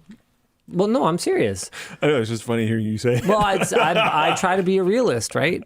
And some people, like I have experienced. I'm not going to name any names, obviously, but there's people who work here now that, obviously treat me extremely differently that, I don't think I would be able to be friends with, just because of the amount of like ass kissing that takes place. Like I personally don't like that. I don't like to be treated that way. But for some people, it's just something that they, that they do naturally, or that they feel is important for, advancement in work, or like whatever perception they might have. Like everybody is so different. And, so there's people that I wouldn't be able to be close to because they don't treat me like a friend. There's people that wouldn't be able to be close to me because they just couldn't see me as a friend. And then there's people that just don't give a fuck and, will hang out and bro out and kind of talk about anything. And and just like be a normal human being with me. And I very much like hanging with those folks, and that's great. And I wouldn't say I have more difficulty with that today than I ever did, but I will say that the percentage of people who are able to just treat me like a normal human these days is lower as a function of how many people work here. What about you? Because you used to very much just be like an employee, a rank and filer, and now you like run like 3 departments and I think can be a little bit intimidating. And you're naturally more intimidating than me. You're just like bigger and have a deeper voice and taller and stuff. I get that. I literally get that as feedback, is that I'm unapproachable. Usually people on my own teams don't give me that feedback. Yeah. But I get that feedback externally sometimes. Not as much as I used to, but still sometimes. I don't know. I've questioned, I don't think I've talked to you or anyone else about this, to be completely honest, but I've questioned, like, is this a problem with me? Because I find that to be an issue. But then you and I became friends when I was employee to you boss. Mm-hmm. And now it's like, I don't know. But then some of it's like the company's also just sort of changed. Yeah, it's different. Things are different now.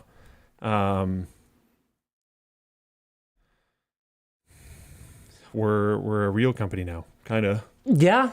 And that does create barriers. Yeah. To be honest.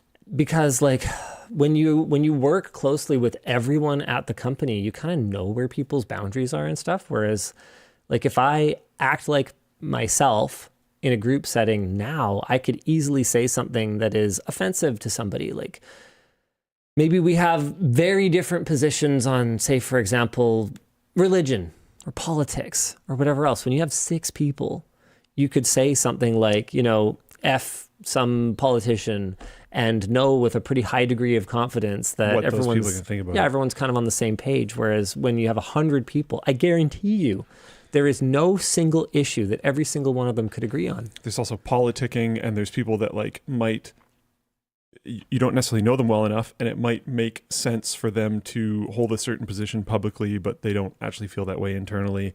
And if you really knew that person, you might kind of know, but now you might only know them on a certain level that you're unsure about, and yada, yada, yada. And I don't know. Yeah. Willing Spy says lies. I bet they all like tech. Actually, No. not no.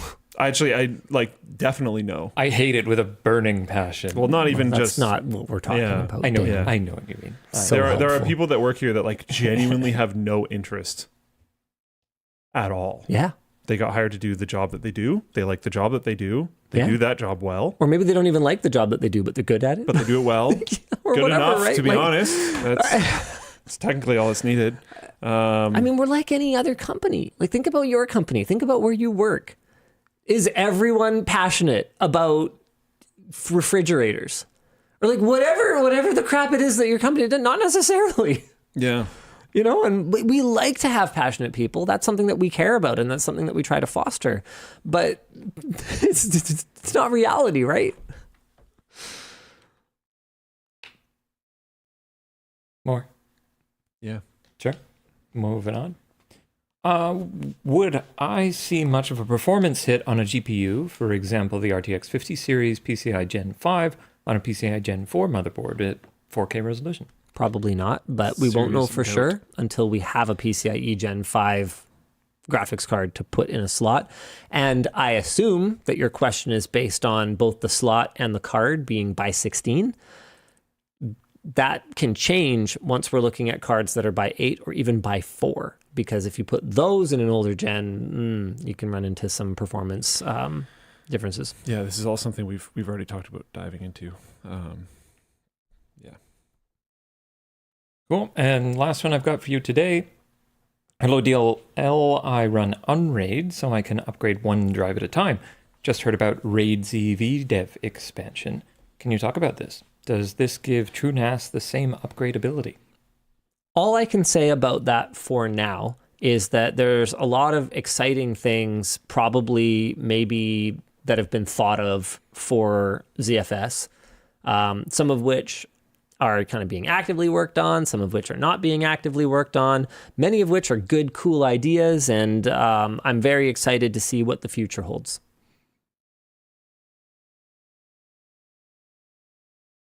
That's all I got. Okay. And I'm very excited to talk about the future WAN show you might watch, because you sure as heck won't be watching any more of this one. See you next time. Same bad channel. Bye.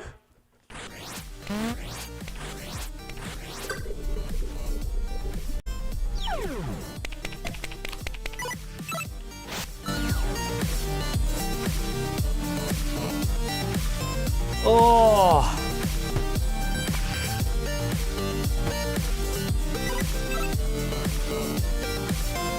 So just got rated 6.9 out of 10. Nice.